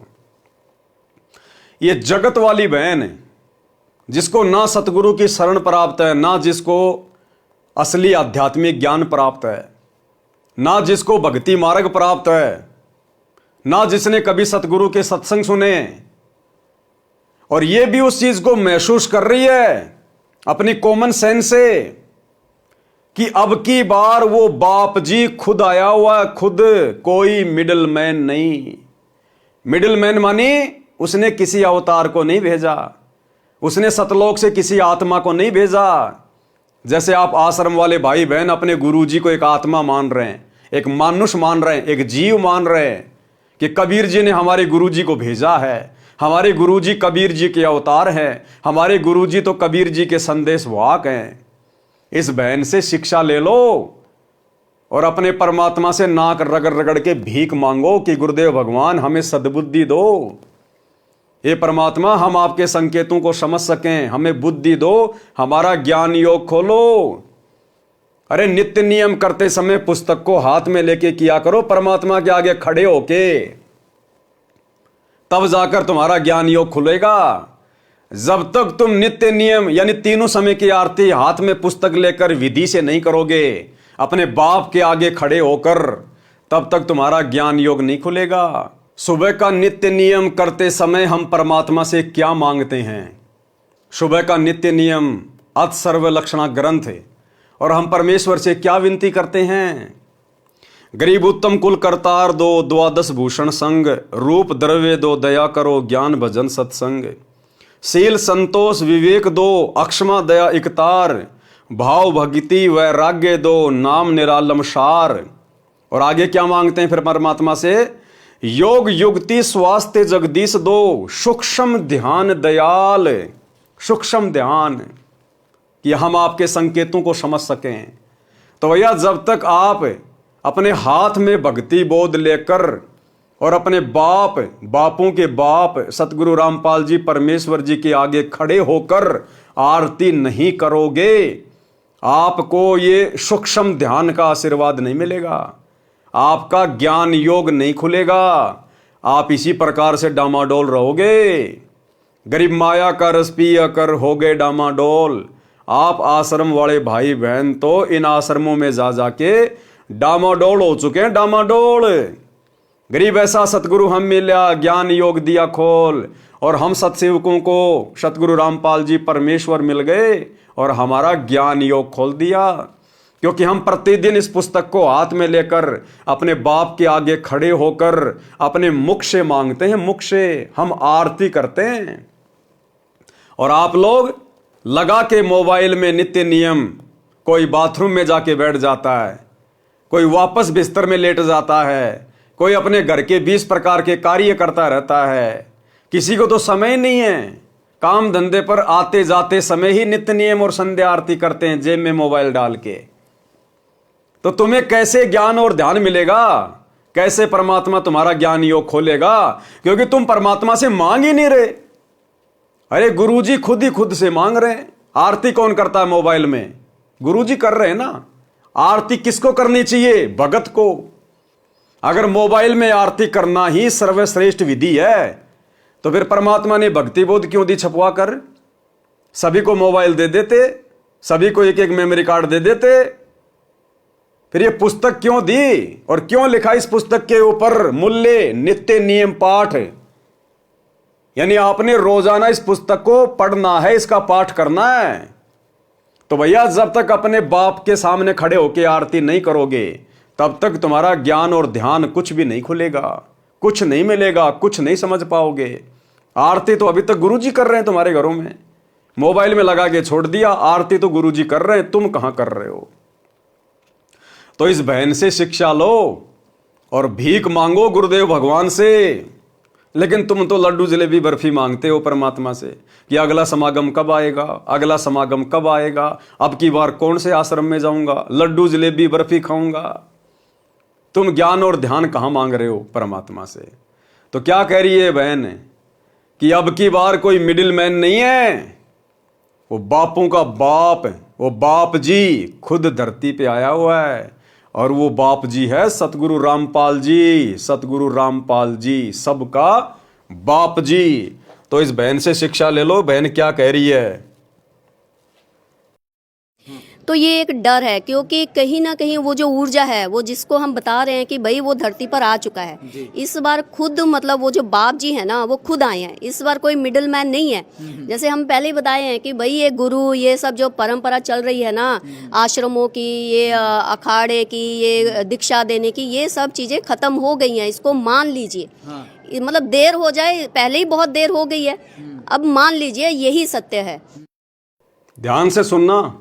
तो भाई ये भी इल्यूजन है कि इसी घाट पे नहाओगे तो ये होगा, उस जल में नहाओगे तो ये होगा, इसमें नहाओगे तो। हमने तो पहले ही कह दिया था भाई अपने अपने घरों में बैठो, अपने अपने घर में अपने अपने बाथरूम में नहा लो, आप लोगों को वहाँ भी मोक्ष की प्राप्ति हो जाएगी। क्योंकि इस वक्त देखिए हम बार बार ये बात कह रहे हैं कि देखिए घर से मत निकलिए। ऑरा जो है ना वो पूरी यूनिवर्स में, पूरे ब्रह्मांड में फैल चुका है। वो ऑरा जो है, वो ब्लेसिंग जिसके पास जाएगी ना, वो इंसान जहाँ भी है, अपने घर में एक बंद कमरे में भी बैठा होगा ना, वो आशीर्वाद उसका वहाँ तक चला जाएगा। उसके लिए क्या कह रही है बहन कि कहीं भी धक्के खाने की जरूरत नहीं है, कहीं भी भटकने की जरूरत नहीं है।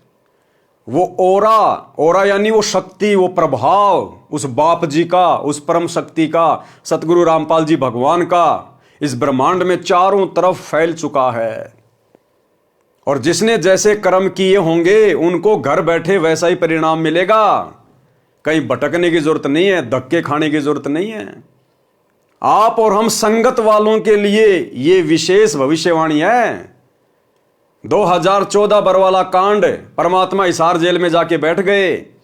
उसके बाद में संगत ने आश्रमों में धक्के नहीं खाने थे, और ना वर्तमान में धक्के खाने चाहिए, ना कहीं पर संगत ने भटकना चाहिए। अगर कुछ करना चाहिए तो मर्यादा में रह के भक्ति, जो 90% संगत नहीं कर रही है। आश्रमों में जाकर केवल आपने मर्यादा तोड़वाई है, भक्ति नहीं बनाई। तो क्या कह रही है बहन कि उस परम शक्ति का जो ओरा है, जो ब्लेसिंग है, जो आशीर्वाद है, वो पूरे ब्रह्मांड में फैला हुआ है, लेकिन मिलेगा उसी को जो मर्यादा में है, जो मर्यादा में है, जो गुरु को इष्ट मानता है, जिनका कनेक्शन अपने गुरु से जुड़ा हुआ है, जिसका नाम खंड नहीं है, जिसकी मर्यादा खंडित नहीं है। वो ब्लेसिंग ऑटोमेटिक उस भगत के पास जाएगी हिसार जेल से। वो चाहे इंग्लैंड में बैठा हो, चाहे जापान में बैठा हो, चाहे हिंदुस्तान में बैठा हो, उसको आश्रमों में धक्के खाने की जरूरत नहीं है। लड्डू जलेबी बर्फी के चक्कर में हरियाई गाय की तरह भटकने की जरूरत नहीं है। यदि कोई भी भगत अपने घर पर बैठकर, यानी अपने घर पे रहकर, अपने गुरुजी की गैर हाजिरी में, जैसे वर्तमान में, और यदि वो मर्यादा में है, भक्ति कर रहा है, अपनी 5 यज्ञ कर रहा है, तो उस भगत के पास गुरुजी का आशीर्वाद वहीं पे पहुंच जाएगा। उस भगत ने आश्रमों में धक्के खाने की जरूरत नहीं है, भटकने की जरूरत नहीं है। ये सांकेतिक भाषा है इसकी। जगत वाले तो कहां समझेंगे, 90% भगत भाई बहन भी नहीं समझ रहे। और हम सत्सेवक समझ भी रहे हैं और महसूस भी कर रहे हैं, और परमात्मा का आशीर्वाद, वो ब्लेसिंग लगातार ले रहे हैं। आप और हम भगत भाई बहन सत्सेवक गुरुदेव के जेल जाने के बाद किसी आश्रम में नहीं गए, कहीं नहीं भटके, बस अपने गुरु को समझ लिया कि गुरु कैसे प्रसन्न होगा, कौन से भक्ति सुक्रम करने से गुरु प्रसन्न रहेगा। हमने वही सुक्रम करने शुरू कर दिए घर बैठे। गुरु को इष्ट मान लिया, परमात्मा मान लिया। गीता अध्याय 3 श्लोक 13 के अनुसार उनको परमात्मा मानकर भोग लगाना शुरू कर दिया। घर घर गुरु का आश्रम बना दिया, आसन लगा दिया, और नेक नीति ईमानदारी से अपना काम कर रहे हैं, और ज्ञान आधार से भक्ति कर रहे हैं। और परमात्मा अपने प्रत्येक बच्चे के साथ में है, शब्द रूप में प्रत्येक बच्चे के साथ में। दर्शन दे देकर परमात्मा विश्वास बढ़ा रहे हैं, प्रकट हो के परमात्मा विश्वास बढ़ा रहे हैं। तो परमात्मा कहाँ है? परमात्मा अपने मर्यादित भगत के साथ में है। घट हिम गंगा, घट हिम जमुना, घट हिम है जगदीश, सतगुरु तारेंगे। तो हमने किसी भी जगह भटकने की जरूरत नहीं है। हमने परमात्मा का आशीर्वाद, वो ब्लेसिंग प्राप्त करने वाले अच्छे भक्ति कर्म करने हैं। हमने मर्यादा में रहकर परमात्मा को प्रसन्न करना है, ताकि वो ब्लेसिंग हमें मिलती रहे, और उस आशीर्वाद, उस ब्लेसिंग के बदौलत ही हम भक्ति पर टिक पाएंगे। तो ये बहन ये बात कहना चाह रही है। इस बात को दुनिया वाले तो छोड़ो, हमारे 90% भाई बहन जो आश्रमों से जुड़े हुए हैं वो भी नहीं समझ पा रहे, और स्पष्ट कह रही है कि वो सबका बाप जी खुद आ गया, खुद। तो इस बात को किसने समझा? इस बहन के इन शब्दों को किसने पकड़ा, किसने समझा? केवल सत्सेवकों ने। बाकी वीडियो बना बना के तो आश्रम वाले भी डाल रहे हैं कि इस बहन की भविष्यवाणी सतगुरु रामपाल जी के ऊपर फिट बैठ रही है, फिट बैठ रही है।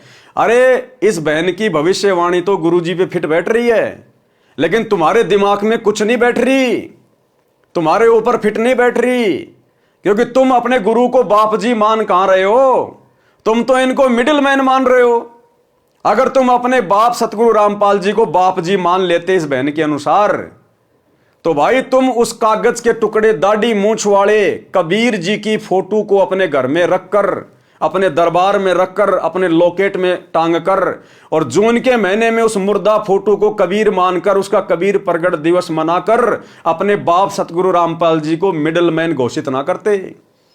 क्योंकि सतगुरु रामपाल जी के रहते सहते किसी अन्य को परमात्मा मानना, उस दाढ़ी मूंछ वाली कबीर जी की मुर्दा फोटो को कबीर भगवान मानना, उसका प्रकट दिवस मनाना जून के महीने में, सतगुरु रामपाल जी को मिडिल मैन मानना है, मिडिल मैन। तो इस बहन की भविष्यवाणी तो फिट बैठ रही है, लेकिन आप आश्रम वाले भगत भाई बहनों के दिमाग में यह बात फिट नहीं बैठ रही कि सतगुरु रामपाल जी स्वयं बाप जी हैं। आज भी तुम लोग उनको मिडिल मैन ही मान रहे हो, मिडिल मैन। और जब तक जून के महीने में वो दाढ़ी मूंछ वाले नकली मुर्दा कबीर का प्रकट दिवस मनाते रहोगे, तब तक तुम्हारी नजरों में सतगुरु रामपाल जी मिडिल मैन ही रहेंगे। और आदरणीय गरीबदास जी ने मिडिल मैन को मानुष कहा है, मानुष। गुरु मानुष कर जानते ते नर कहिए अंध, ओहे दुखी संसार में आ गए यम के फंद। तो भाई और बहनों, इस बहन के विचारों को केवल सत्सेवकों ने समझा है। ये बात कह रहे हैं कि देखिए घर से मत निकलिए। ऑरा जो है ना वो पूरी यूनिवर्स में, पूरे ब्रह्मांड में फैल चुका है। वो ऑरा जो है, वो ब्लेसिंग जिसके पास जाएगी ना, वो इंसान जहां भी है, अपने घर में एक बंद कमरे में भी बैठा होगा ना, वो आशीर्वाद उसका वहां तक चला जाएगा। उसके लिए उसको चल के आने की किसी घाट में जरूरत नहीं है। ये मतलब इस सत्य को जितनी जल्दी हो सकता है, मैं तो आम जनता के लिए कहूंगी, क्योंकि आम जनता भोली भाली होती है। वो ऐसे गुरुओं के चक्कर में लोग जो कहानियां सुनाते हैं उनमें उन लोग बह बह के ये सब रास्ते अपना लेते हैं। भाई आम जनता को यही कहूंगी, अपने अपने घर में बैठो, बाहर मत निकलिए। इस वक्त बहुत ही हालात जो है वो बहुत खराब, और हो सकता है इससे भी हाँ, इससे भी। अच्छा, आप इसको एक मिनट, यहाँ पर मैं एक चीज कहना है, इसको ये समझ लीजिए, ये मत समझिएगा कि एक छोटी सी घटना कुंभ में हुई और ऐसे ऐसे करके कुछ लोग मर गए। आपको क्या पता कितने लोग मरे नहीं मरे ना, क्या पता आप लोगों को दिखाए ना। ये आप लोगों के लिए एक मैसेज है कि इससे भी बड़ी घटना मतलब हो सकती है, जहाँ पर मतलब इतनी भीड़ में मतलब ज्यादा संख्या में मतलब लोगों की जान जा सकती है। ये तो परमात्मा ने एक इशारा, छोटा सा इशारा किया है। ये संकेत दुनिया वालों के लिए नहीं है, ध्यान रखना। ये दुनिया तो मरती आई है, मर रही है और आगे भी ऐसे मरेगी। परमात्मा अगर किसी आत्मा में प्रेरणा करके कोई संदेशा दिलवाते हैं तो अपने पंथ के लोगों के लिए दिलवाते हैं। ये इस बहन का संकेत इन आश्रमों की तरफ है, इन आश्रमों की तरफ जहां पर समागमों में भीड़ इकट्ठा हो रही है। और 2018 में परमात्मा ने एक छोटा सा ट्रेलर भी दिखा दिया था। 2018 रोहतक का पशु मेला ग्राउंड, 10-12 लाख भगत इकट्ठे कर दिए गए सतलोक आश्रम मैनेजमेंट हरियाणा के द्वारा। और किस प्रकार से आंधी तूफान आया, बारिश आई, सारी व्यवस्था अस्त व्यस्त। ये तो शुक्र मनाओ कि परमात्मा की शरण में हो, वरना सैकड़ों की संख्या में वहां पर भगत भाई बहन भीड़ में दब दब के मरते। जिस प्रकार कुंभ के मेले में कई ट्रक लोगों के कपड़ों और चप्पलों के भर के बाहर फेंके गए ना, उस समय 2018 में कबीर प्रकट दिवस पर पशु मेला ग्राउंड रोहतक में एक ट्रॉली भगतों की चप्पलों की, जूतों की भर के बाहर फेंकी गई थी। भगत भाई बहन, किसी का बैग रह गया, किसी के चप्पल रह गए, किसी के जूते रह गए, किसी का बच्चा रह गया, अपनी जान बचा के भागे थे। वहां सारी व्यवस्था बिगाड़ दी काल ने। नमस्कार। नमस्कार दोस्तों, सच समाचार में आपका स्वागत है। आज हम पहुंचे हैं रोहतक पशु मेला ग्राउंड में, जहां पर कबीर प्रकट दिवस बहुत ज़ोरों शोरों से मनाया जा रहा है। आपको बता दें कि ये 622वां कबीर प्रकट दिवस है, जो कि संत रामपाल जी द्वारा इस ग्राउंड में बहुत ही विशाल तरीके से मनाया जाता है। आप देख सकते हैं कि ये भंडार घर में सेवादार चाय वितरण कर रहे हैं और लाखों की तादाद में यहाँ भगत जन आने का जो है कि बताया जा रहा है। और ये देख सकते हैं कि आप सब्जियाँ आ चुकी हैं और सेवादार किस तरह लगे हुए हैं। लगभग 10,000 सेवादार ऑलरेडी पहुँच चुके हैं और इस बार टेंट की व्यवस्था बहुत ही ज़बरदस्त है। और देखिए, आप देख सकते हैं कि किस तरह हैवी टेंट है और सब सेवादार देखो सेवा कर रहे हैं। लेकिन होता क्या है कि अचानक तूफान आ जाता है। आप देख सकते हैं कि सेवा करते हुए तूफान तेज़ी से आगे बढ़ रहा है और अपना प्रचंड रूप धारण कर रहा है। आपको बता दें कि 28 जून के भंडारे में भी इस तरह विशाल तूफान आया था और बारिश हुई थी। लेकिन इस बार भी देख सकते हैं आप कि कितना भयंकर तूफान। देखिए कैसे भगत जन तूफान में दौड़ रहे हैं। आप देख सकते हैं कि देखिए बहुत ही तेज गति से तूफान है। कैसे टेंट उड़ जा रहे हैं और सारे भगत जन शेड के नीचे आ रहे हैं। बच्चे दौड़ रहे हैं, आप देख सकते हैं इस वीडियो में। लेकिन जो हैवी शेड है उसमें कोई परिवर्तन नहीं। हालांकि इसकी व्यवस्था में कोई दिक्कत नहीं आई है, जो कि संत रामपाल जी महाराज जी ने इस बार व्यवस्था बहुत ज़बरदस्त करवाई है। देख सकते हैं कि कितना भयंकर तूफान, जो कि शेड को ले उड़ने की ताकत रखता था। लेकिन इस बार शेड बताया जा रहा है कि बहुत ही ज़बरदस्त तरीके से बनाए गए हैं। भगत जन शेड के नीचे सुरक्षित खड़े हैं और देखिए कैसे भगत भाग रहे हैं। आप देख सकते हैं कि तूफान की गति बहुत ही तीव्र है और इसके बाद ही बारिश स्टार्ट होती है। आप देख सकते हैं किस तरह तेजी से बारिश पड़ रही है। तो इस बहन का संकेत आने वाले दिनों में इन शतलोक आश्रमों के ऊपर है कि भैया भीड़ करने से बचो। तुम्हें सतगुरु ने आत्मज्ञान करवा दिया, परमात्म ज्ञान करवा दिया। घर बैठ के भक्ति क्यों नहीं करते? बकवाद करते हुए क्यों फिर रहे हो? जब तुम्हारा गुरु आश्रम में नहीं है तो आश्रम में तुम्हें मिलेगा क्या? ये सत्संग तो तुम अपने घर पे भी सुन सकते हो, ये भंडारा तो तुम अपने घर पे भी कर सकते हो।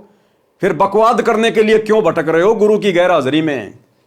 तो आने वाले दिनों में यह संकेत है, अगर ये संगत नहीं सुधरी और इसी प्रकार से भीड़ करती रही तो भैया कोई भी अनहोनी घटना घटित हो सकती है। और दास को भैया हिसार जेल में सौंपन आया था।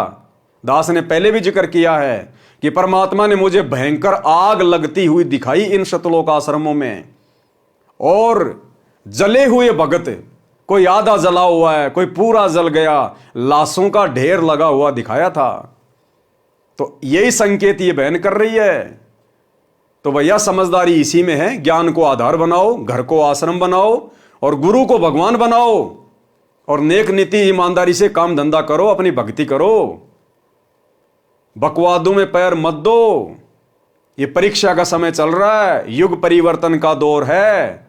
ज्यों ज्यों हम आगे बढ़ेंगे 2028 तक, आपको हर प्रकार से काल का षड्यंत्र, काल का भयंकर जाल चारों तरफ बिछा हुआ दिखाई देगा। लेकिन उस समय बाहर नहीं निकल पाओगे। फिर अभी भी मौका है, अभी भी मौका है। 2025 में संभल जाओ, सुधर जाओ।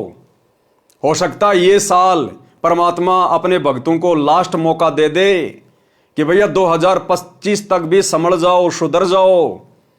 अन्यथा फिर आने वाले समय में पश्चाताप करने का मौका भी नहीं मिलेगा। संभलना तो बहुत दूर की बात है, पश्चाताप करने का मौका भी नहीं मिलेगा। तो इन आत्माओं में परमात्मा ही प्रेरणा करते हैं। और इस बहन की तो घर बैठे बैठे सेवा लग गई। अब इस वीडियो के माध्यम से जितने भी सत्सेवक भाई बहन ये संदेश सुनेंगे, देखेंगे, समझेंगे, उनका विश्वास अपने गुरुदेव भगवान में और ज्यादा दृढ़ होगा। कि हमें तो विश्वास था ही था कि हमारे गुरुदेव सबके बाप जी हैं, लेकिन परमात्मा ऐसी आत्माओं से भी संदेशा दिलवा रहे हैं जो गुरु जी के आसपास भी नहीं है, फिर भी वो संकेतों में कह रही हैं कि वो सबका बाप आ चुका है। अब वो सबका बाप कौन है, ये बात आप और हमें भली भांति पता है। तो इस आत्मा की भी बैठे बैठे सेवा लग गई है। तो भाई और बहनों, अब हम आगे बढ़ते हैं अपने आज के टॉपिक के ऊपर। तो यही सारी बातें बार बार केशव जी कबीर परमात्मा से कह रहे हैं कि हे परमात्मा, आप सतलोक को वापस चलो। आप कैसे इन लोगों को ज्ञान समझाओगे, कैसे ये लोग भक्ति करेंगे? ना इनका शरीर ढंग का, ना इनके विचार ढंग के, शरीर में इनके नरक भरा पड़ा है। तो केशव जी ने भी हाथ खड़े कर लिए। इसलिए ये बहन कह रही है कि किसी मिडिल मैन की बस की बात नहीं है। ये कलयुग की बिचली पीढ़ी है, बाप जी ने खुद ही आना है।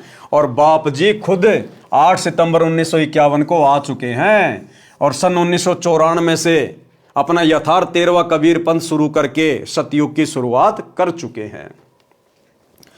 हे कबीर जी, ये सब अहंकारी जीव हैं, इनको कैसा ज्ञान और ध्यान बताया जा सकता है? ये कैसे भक्ति करेंगे? हे कबीर जी, आप इनमें कहां फंसे बैठे हो?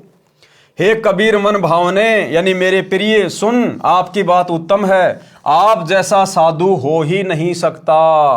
आप इनका कल्याण चाहते हो, ये आपको कष्ट देते हैं। गुरुदेव भगवान हमारा कल्याण चाहते हैं, भक्तों का भी और जगत का भी, क्योंकि परमात्मा के तो सभी बच्चे हैं। लेकिन जगत वाले भी अपने बाप को ना समझकर पिछले 30 वर्षों से इनके साथ में अभद्र व्यवहार करते आ रहे हैं। और खुद के भगत भी अपने बाप को ना समझकर बरवाला कांड को करवाने में विशेष भूमिका निभा चुके हैं। जजों को भड़का के, प्रशासन को भड़का के, जजों के खिलाफ 3 पुस्तकें लिखकर और बरवाला कांड में अपनी मनमानियां करके हम भगत भी अपने भगवान को दुखी कर चुके हैं। और वर्तमान में भी 2014 बरवाला कांड के बाद से लेकर वर्तमान 2024 तक भी सतलोक आश्रम मैनेजमेंट हरियाणा ने ना जाने कितने भक्ति विरुद्ध कर्म करके राजनीति करना, स्टेडियम बनाना, हॉस्पिटल बनाना, गुंडों की सीबीआई जांच करवाना, चंदे के रूप में उनको पैसे देना, आरक्षण में भक्तों को बैठाना, चंदे के रूप में जाट आरक्षण में पैसे देना, दुनिया भर की धर्मशालाएं बनवाना, लोगों के लिए रोडें बनवाना जो कि प्रशासन का काम होता है, फ्री में बसें चलाना, एम्बुलेंस चलाना, दुनिया भर का ऋण वो कर्जा भक्तों के ऊपर चढ़ा रहे हैं, क्योंकि सारी व्यवस्थाएं भक्तों के दान से की जा रही हैं।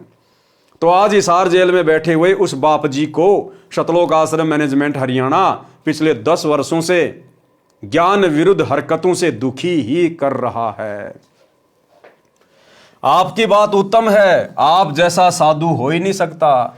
आप इनका कल्याण चाहते हो, ये आपको कष्ट देते हैं। उस लोक में जहां आपका निवास है, 5 तत्व की देही नहीं है, दम यानी श्वास से भी उस शरीर का कोई संबंध नहीं है, बिना श्वास का अविनाशी शरीर है। कबीर जी ने उत्तर दिया। अब कबीर परमेश्वर सतगुरु रामपाल जी भगवान ने, जो कि 650 साल पहले काशी में प्रकट थे, परमेश्वर ने केशव जी की इन तमाम बातों का क्या जवाब दिया कि आखिर मैं क्यों इस गंदे लोक में इतने दिनों से पड़ा हुआ हूं, क्यों मैं बार बार सतलोक को छोड़कर यहां आता हूं, क्यों मैं इन आत्माओं की गालियां खा खा के, इनकी मार पिटाई खा खा कर भी इनके आत्म कल्याण के विषय में सोचता हूं, ये मेरे क्या लगते हैं। पारक के अंक की वाणी नंबर 887 से 924।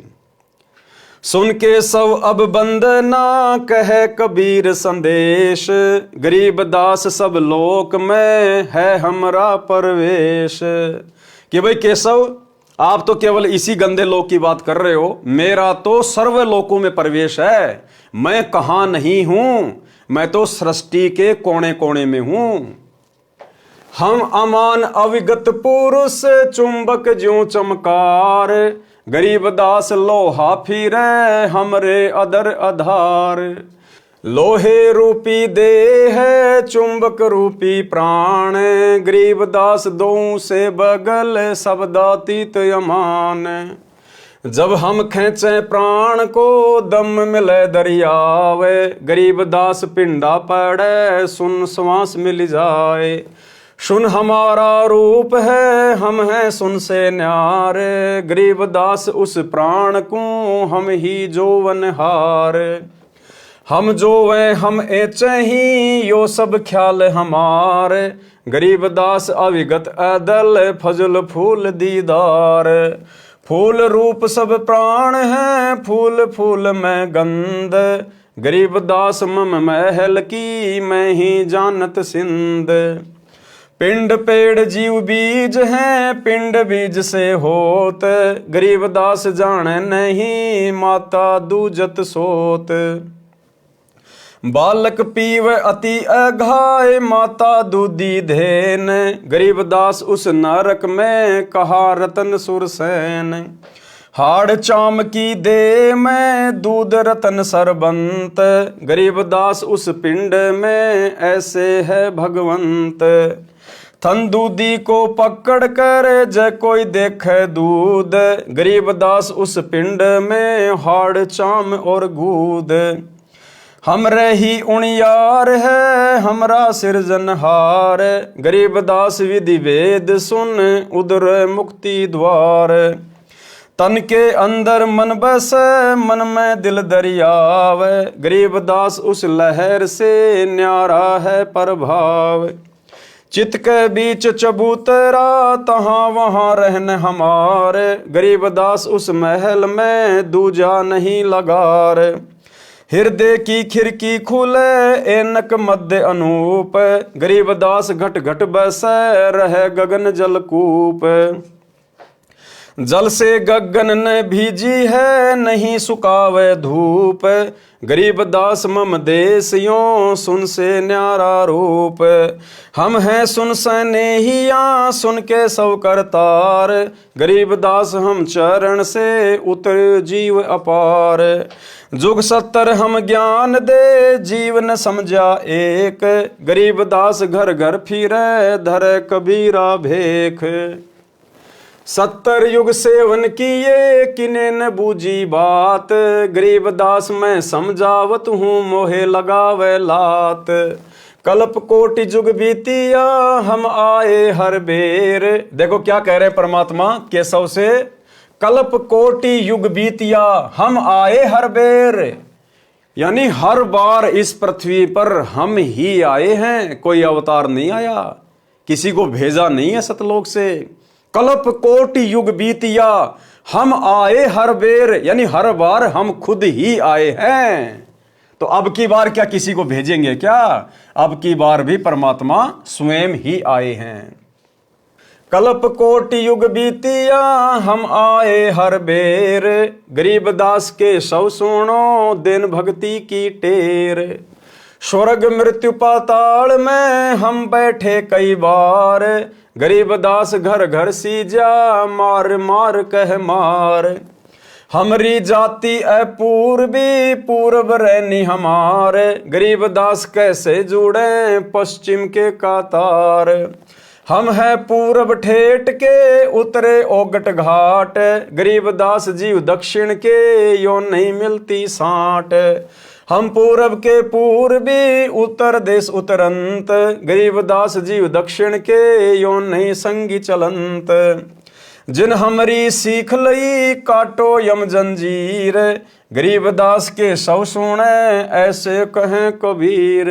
अब क्या कहते हैं कबीर परमात्मा कि जब जब मैं इस धरती पर आता हूं और जो ज्ञान बताता हूं, मर्यादा बताता हूं, और जिन जिन आत्माओं ने मेरे से शिक्षा लेकर मेरी मर्यादा निभाई है, आजीवन भक्ति पे लगे रहे हैं, कहते हैं मैं उन सब की काल की जंजीरें काट देता हूं। जिन हमरी सीख लई काटो यम जंजीर, गरीबदास के सौ सुने ऐसे कहें कबीर। फिर बाजी बिदना रचे वह नहीं जीव आवंत, गरीबदास सतलोक में अमर पटा पावंत। अनंत कोटि बाजी तहाँ रचे सकल ब्रह्मांड, गरीबदास मैं क्या करूं काल करत जीव खंड। अब परमात्मा कहते हैं भैया मैं तो सबको ज्ञान देता हूं, सबको समझाता हूं, सबके भले की सोचता हूं, लेकिन मेरा और इस काल का एक एग्रीमेंट हो रखा है। जब मैं प्रथम बार यहां पर आया था काल की तपतशिला पर, तो काल ने मेरे से वचन लिया था कि परमात्मा आप नीचे जाओगे, सबको ज्ञान दोगे, सतलोक लेके जाओगे, तो फिर मेरा पेट कैसे भरेगा। तो काल ने परमात्मा से वचन लिया था कि परमेश्वर, आप केवल उन्हीं आत्माओं को सतलोक लेके जाना जो आपके इतने प्रयत्न, इतने संघर्ष के बाद, इतने सत्संग करने के बाद जो आपके ज्ञान पर दृढ़ रहे, जो आपकी शिक्षाओं पर चले, आपकी आज्ञा में चले, जो आपकी मर्यादाओं में चले। केवल उन्हीं आत्माओं को, उन्हीं जीवों को आप सतलोक में लेके जाना, बाकी को मेरे लिए यहीं छोड़ देना। तो भाई और बहनों, अभी तक तो केवल साथ संगति से जुड़े हुए भगत भाई बहनों का सौभाग्य है जो हम परमेश्वर की प्रत्येक मर्यादाओं को फॉलो करते हुए, ज्ञान आधार से भक्ति करते हुए परमेश्वर के संग चलने को तैयार हो रहे हैं। बाकी सतलोक आश्रमों से जुड़े हुए भाई बहन वर्तमान समय 2024 तक पूरी तरह से खंडित हैं। परमेश्वर की हर प्रकार की मर्यादाओं को तोड़ के बैठे हैं। देखा देखी में महाभारत की गांधारी की तरह आंखों पर जानबूझकर काली पट्टी बांध कर बैठे हुए हैं। अनंत कोटि बाजी जहां रचे सकल ब्रह्मांड, गरीब दास मैं क्या करूं काल करत जीव खंड। किलों काल निकंद हूं जीव विध्वंस नहीं होए, गरीब दास जुल्हा कहे शब्द न बूझे कोई। परमात्मा कहते हैं, भाई केशव, मैं इतना सक्षम हूं, इतना समर्थ हूं, मैं इस काल को बांध के रख सकता हूं, बांध के। किलों काल निकंद हूं, कील मानी बांध देना, निष्क्रिय कर देना, और यह काल मेरी किसी भी आत्मा को परेशान नहीं कर सकता यदि कोई मेरे शब्द के ऊपर टिका रहे तो। लेकिन शब्द न बूझे कोई, लेकिन कोई मेरी शिक्षाओं पर टिक नहीं पाता, मर्यादाओं पर रह नहीं पाता। कीलों काल निकंद हूं जीव विध्वंस नहीं होए, गरीब दास जुल्हा कहे शब्द न बूझे कोई। मनुष्य जीव की क्या बात है पशु पक्षी परवान, गरीब दास जुल्हा कहे करी हूं हंस अमान। कि भैया स्त्री और पुरुषों की तो बात ही छोड़ दो, मैं तो पशु पक्षियों को भी मोक्ष दे सकता हूं यदि मेरी मर्यादा में रहें तो। मैं बंजारा आदि का याई हमारी साठ, गरीब दास जीव अभय करी बोहर न आवे बाट। कि मैं तो इस खेल का खिलाड़ी हूं, मैं बंजारा आदि का, बंजारा यानी व्यापारी, और याई हमारी साठ, यही हमारा व्यापार है। कौन सा? जीवों को भक्ति करवा कर सतलोक लेकर जाना। मैं बंजारा आदि का याई हमारी साठ, गरीब दास जीव अभय करी बोहर न आवे बाट। जीव को अभय करने का मतलब है सतलोक में बैठा देना। एक गाड्डे एक जारी ये नहीं मोय सुहाए, गरीब दास सतलोक में देऊं जीव मिलाए। सुन के सौ सायब धनी मैं हूं तुम्हारा दास, गरीब दास तुम हुक्म से काटत जीव की फांस। अब देखो कितनी गहरी शिक्षा है भाई और बहनों। ये बातें कौन कह रहे हैं? कबीर परमात्मा। किससे कह रहे हैं? केशव जी से। तो कबीर जी केशव जी से क्या कह रहे हैं? जबकि केशव कौन थे? खुद परमात्मा ही थे। उसके बावजूद भी कबीर जी अपने आप को केशव जी का दास बता रहे हैं। और क्या कह रहे हैं? सुन केशव साहिब धनी। केशव जी को यानी अपने ही दूसरे रूप को साहिब कह रहे हैं, धनी कह रहे हैं, परमात्मा कह रहे हैं। सुन केशव साहिब धनी मैं हूं तुम्हारा दास, कि मैं तो तुम्हारा दास हूं। खुद परमात्मा कबीर जी केशव से कह रहे कि मैं तो तुम्हारा दास हूं। इसी प्रकार सतगुरु रामपाल जी परमेश्वर सन 1994 से अपने आप को छुपाते हुए स्वयं कबीर भगवान होते हुए और उस नकली फोटो को, दाढ़ी मूंछ वाली कबीर जी की समझे जाने वाली नकली फोटो को क्या कह रहे हैं? साहेब, कबीर साहेब धनी, और मैं तो इनका कुत्ता हूं, मैं तो इनका दास हूं। तो भाई और बहनों, हमें समझ जाना चाहिए ये संदेश, ये पुस्तकों में संकेत परमात्मा ने क्यों किए, किस लिए किए, कि ये परमात्मा तो काल के साथ किए गए एग्रीमेंट के अनुसार अपने आप को स्पष्ट रूप से भगवान नहीं कहेगा। अपने आप को कबीर का भेजा हुआ कुत्ता कहेगा, उसका दास कहेगा, उसका नौकर कहेगा, उसका गुलाम कहेगा। लेकिन अब आप और हमने समझना पड़ेगा कि आत्मा आत्मा का उद्धार नहीं कर सकती। स्वयं बाप जी ही अपने बच्चों को काल के जाल से निकाल कर लेकर जा सकता है। तो 650 साल पहले भी परमात्मा कबीर जी केशव जी से क्या कह रहे हैं, अपने दूसरे रूप से क्या कह रहे हैं? उनको साहिब कह रहे हैं, उनको धनी कह रहे हैं, और कह रहे हैं मैं तो तुम्हारे आशीर्वाद से यहां जीवों का मोक्ष करने आया हूं। तो वही लीला वर्तमान में सतगुरु रामपाल जी भगवान स्वयं कबीर परमात्मा होते हुए और उस कागज के मुर्दा टुकड़े को, दाढ़ी मूंछ वाली कबीर जी की फोटो को परमात्मा कह रहे हैं, कबीर कह रहे हैं, भगवान कह रहे हैं। लेकिन आप और हमने तो समझना चाहिए इतना ज्ञान लेने के बाद, अरे गुरुदेव की तो शुरुआत में मजबूरी थी अपने आप को सीधे सीधे कबीर जी ना कहना और उस कागज की मुर्दा फोटो को कबीर जी बताना। अगर उस समय गुरुदेव कह दें कि मैं कबीर हूं, 650 साल पहले मैं ही आया था काशी में, आप और हम उस परमात्मा में 100 दोष देख लेते कि पाखंडी अपने आप को कबीर कह रहा है, भगवान कह रहा है, गांव दनाने का रामपाल जाट हमारी आंखों के सामने पैदा हुआ है। हम इनके सत्संग भी सुनना पसंद नहीं करते, इसलिए परमात्मा ने हमारी छोटी बुद्धि को देखते हुए स्वयं को छुपाया और अपने आप को कबीर जी का दास कहा। लेकिन अब 30 साल हो चुकी हैं। अरे 30 साल तक यदि किसी गधे का कान पकड़ के रोजाना गीता पढ़ाई जाए, वो भी बैकुंठ जाने को तैयार हो जाएगा। और हम भगत भाई बहन उस गधे से भी गए गुजरे, आज तक अपने भगवान को नहीं पहचान पाए, आज तक गुरु में परमात्मा नहीं देख पा रहे, फिर भला कैसे सतलोक जाएंगे। सुन के सब साहिब धनी मैं हूं तुमरा दास, गरीब दास तुम हुक्म से काटत जीव की फांस। मुझ आजिज की कल्प सुनी तुम उतरे तत्काल, गरीब दास जुल्हा कहे मग जीन्या पंथबाल। अब देखो आपको हर प्रकार के संकेत मिलेंगे यहां पर, हर प्रकार के संकेत।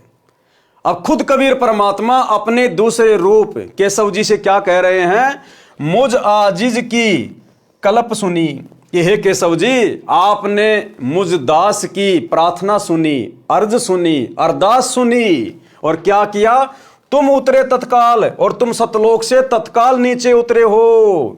गरीब दास जुल्हा कहे मम झीना पंथबाल। क्या कह रहे हैं कबीर परमात्मा? केशव कौन था? खुद कबीर भगवान ही था ना। और दूसरा रूप जो सतलोक से सामान लेके आया था केशव जी का, खुद कबीर भगवान ही था ना। फिर भी कबीर जी अपने ही दूसरे रूप से केशव जी से क्या कह रहे हैं कि आप साहिब हो, धनी हो, आप मेरी अर्ज पर, मेरी प्रार्थना पर ऊपर से तुरंत नीचे उतरे हो। और दास यही बातें आप भाई बहनों को लगातार बोलता आया है कि 1997 में परमात्मा सतगुरु रामपाल जी भगवान जिस कबीर भगवान के आने की बात कहते हैं बार बार कि 1997 में मार्च के महीने में दिन के 10 बजे मुझ रामपाल दास को कबीर परमात्मा जिंदा महात्मा के रूप में मिले, मेरे को सार नाम का आदेश दिया और कुछ ही देर बाद अंतर ध्यान हो गए। और दास बार बार क्या कहता भाई बहनों को कि इस कबीर भगवान सतगुरु रामपाल जी को भला दूसरा परमात्मा कौन मिलेगा? ये खुद ही खुद को मिलता है, इसको कोई और भगवान ऊपर से आके नहीं मिल सकता, क्योंकि इनके अलावा इधर उधर ऊपर नीचे दाएं बाएं यहां वहां और कोई भगवान नहीं है। ये तो लीला करते हैं, अपने आप को छुपाते हैं, क्योंकि परमात्मा ने उस वाणी को सत्य सिद्ध करना था जो 1997 के विषय में बोली गई थी कि जब आवे 5500 पांचा तब ये वचन मेरा होगा साचा, 5000 और 500 जब कलयुग बीत जाए, महापुरुष फरमान तब जग तारण को आए। तो ये वाणी 1997 में पूरी होती है, क्योंकि सन 1997 में कलयुग के 5505 वर्ष पूरे हो जाते हैं। इस वाणी को सत्य साबित करने के लिए परमात्मा ने इस प्रकार की लीला की और कहा कि मार्च 1997 में दिन के 10 बजे मुझ रामपाल दास को कबीर भगवान ऊपर से जिंदा बाबा के रूप में मिले, जबकि आपको इस बात का कहीं कोई प्रमाण नहीं मिलेगा। तो भाई और बहनों, प्रत्येक बातें जो साध संगति में आप लोगों को बताई जाती हैं ये उआबाई नहीं है, गुरुदेव भगवान के विशेष आशीर्वाद और उनकी प्रेरणा से ही बताई जाती है। यही लीला परमात्मा ने वहां करी। केशव बंजारा उनका खुद का रूप, और खुद के रूप से कह रहे हैं कि आपने मेरी अर्ज सुनी, आपने मेरी अरदास सुनी, और आप सतलोक से 9 लाख बॉडी लेकर आए, भंडारे का सामान लेके आए, आप तत्काल नीचे उतर के आ गए। कौन आया तत्काल नीचे उतर के? अपने दूसरे रूप में खुद कबीर भगवान ही तो थे। तो यही लीला परमात्मा अपने आप को छुपाते हुए वर्तमान में कर रहे हैं। मुझ आजिज की कल्प सुनी तुम उतरे तत्काल, गरीब दास जुल्हा कहे मम झीना पंथ बाल। 9 लख बोडी उतरी के सब कसत करंत, गरीब दास मम कारणे भक्ति स्वरूप भगवंत। सुन स्वामी साहेब धनी करहूं अर्ज अनेक, गरीब दास जुल्हा कहे पूर्ण कीने भेष। कामधेनु कल वृक्ष तू मैं एक तुमरा फूल, गरीब दास के शवधनी सदा संग मखमूल। अब बताओ केशव जी को कितनी महिमा दे रहे हैं कबीर परमात्मा कि तुम तो स्वयं कामधेनु की तरह हो, तुम तो कल्प वृक्ष की तरह हो, और मैं तो तुम्हारे सामने एक फूल की भांति हूं। जो आप 18 लाख लोगों के लिए भंडारा लेके आ गए, जबकि सारा काम कौन कर रहे थे बैठे बैठे? स्वयं धनी। तुमसे संगी संग है हमरे कछु ना चाहे, गरीब दास सतगुरु धैनी उतरे माल भराए। पूर्ण ब्रह्म कृपा निधान सुन के सौ करतार, गरीब दास मुझ दीन की रखियो बहुत संवार। अब बताओ, खुद कबीर परमात्मा सारी सृष्टि का मालिक और अपने दूसरे रूप केशव को कह रहा है कि आप मेरी संभाल रखना, आप मेरा ध्यान रखना। आप तो सारी सृष्टि के मालिक हो, कृपया निधान हो, और गरीब दास मुझ दीन की रखियो बहुत संभाल। खुद भगवान अपने दूसरे रूप से कह रहे हैं कि आप मुझे संभालते रहना समय समय पे। इसी प्रकार सतगुरु रामपाल जी परमेश्वर स्वयं कबीर परमात्मा होते हुए भी अपने आप को कबीर जी का दास कहते हैं, उनका गुलाम कहते हैं, उनका कुत्ता कहते हैं कि उस परमात्मा ने दास को शक्ति दे रखी है। भाई और बहनों, 650 साल पहले वाली वही लीला चल रही है, और हमने अपने गुरुदेव को समझना पड़ेगा, परमात्मा मानना पड़ेगा, नहीं तो हमारा काम 650 साल पहले की तरह अधूरा ही रह जाएगा। कबीर जी वचन। अब कबीर परमेश्वर जी क्या कह रहे हैं? सरलार्थ किया है परमात्मा ने उन तमाम वाणियों का। पारक के अंक की वाणी नंबर 887 से 924 का सरलार्थ है। कबीर जी ने कहा कि हे केशव, मेरा निवेदन सुन, मैं सब स्थानों पर विद्यमान हूं, मैं सर्वव्यापक हूं। जैसे गऊ बच्चे को जन्म देती है, गाय के शरीर में रुधिर भी है यानी खून भी है, गोबर पेशाब भी है, मांस भी है, हड्डियां भी हैं, उसी शरीर में बच्चे के लिए दूध भी बन गया है। इसी प्रकार सत्य साधना करने से इसी रुधिर व मल भरे मानव शरीर में परमात्मा भी प्रकट हो जाता है, भक्ति की शक्ति बन जाती है, जीव का मोक्ष हो जाता है। बच्चे के जन्म से पहले यदि गाय या भैंस के थन को चीर फाड़ कर देखें तो दूध नहीं मिलेगा, मांस व रक्त मिलेगा। बच्चा उत्पन्न होने के पश्चात दूध की बाल्टी भर देती है। हे केशव, अपना सृजनहार अपने उणियार जैसा है, यानी मानव स्वरूप है। ये सब वार्ता मानव को समझाने के लिए है।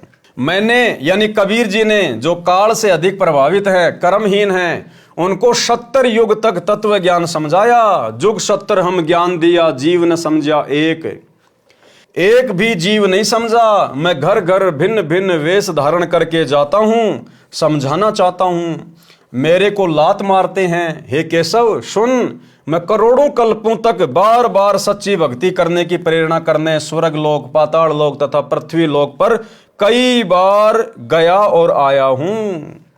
ये जीव मेरे पीछे पड़ जाते हैं, कहते हैं कि ये झूठा ज्ञान कहता है, इसको मारो मारो। 2006 का क्रोथा कांड, 2014 का बरवाला कांड, वर्तमान में हिसार जेल में बैठे हुए, और 2000 से पहले सन 1994 से 2000 तक गांव-गांव जाकर परमात्मा सत्संग करते थे, जीवों को समझाया करते थे। लोग गालियां निकाला करते थे, लोग जो है पत्थर मारा करते थे, बदसलूकियां किया करते थे कि ये हमारे देवी देवताओं को कमजोर बता रहा है, देवी देवताओं की भक्ति छुड़वाता है, इनको छोटा बताता है। भाई और बहनों, सेम वही लीला वर्तमान में चल रही है। हम पूर्व के यानी ऊपर सतलोक के रहने वाले हैं, जीव पश्चिम के हैं, इसलिए बोली मिलती नहीं है। परमात्मा हमें समझाना चाहते हैं, गुरुदेव कह रहे हैं कि हम तो पूर्व देश के हैं यानी सतलोक के हैं, और ये जो जीव हैं 21 ब्रह्मांड के प्राणी, ये हैं पश्चिम के। और पूर्व और पश्चिम वालों की आपस में भाषा मिलती नहीं है।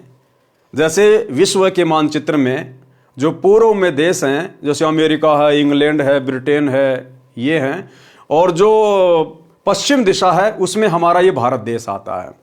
तो अमेरिका की भाषा में, यानी जो पूर्व में देश हैं उनकी भाषा में, उनके व्यवहार में, उनकी संस्कृति में, और हमारा जो भारत देश है जो पश्चिम में है, यहाँ की भाषा में, यहाँ के लोगों के आचार विचार व्यवहार में, संस्कृति में रात दिन का अंतर है।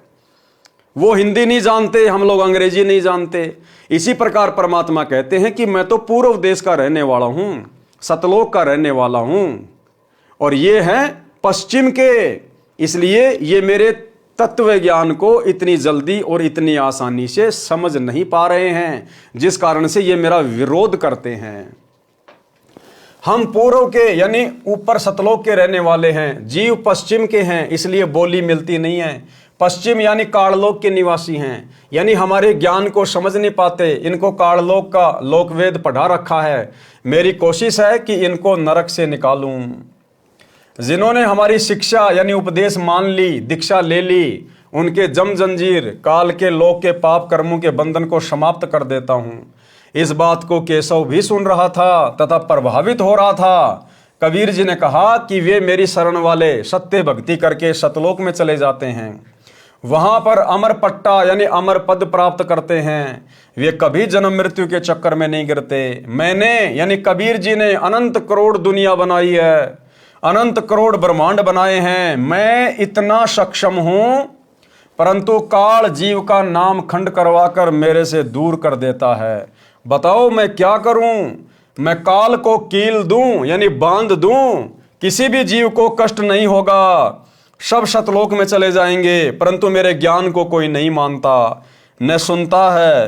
कबीर जुलाहा ये कह रहा है कि मानव की तो बात ही क्या, पशु पक्षियों को भी सुखी कर दूं। मैं तो सदा का बंजारा यानी व्यापारी हूं।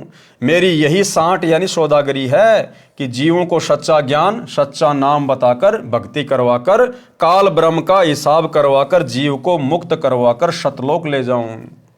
वे जीव पुनः काल के जाल में नहीं आते।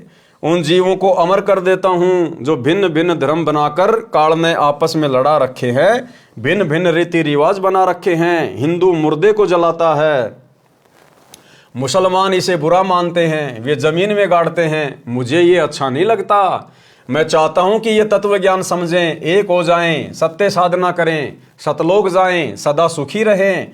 डबल रोल करके कबीर जी ने कहा कि हे केशव, हे मालिक, मैं तो आपका दास हूं। डबल रोल करके क्या कहा केशव से कि हे मालिक, मैं तो आपका दास हूं, आपका नौकर हूं।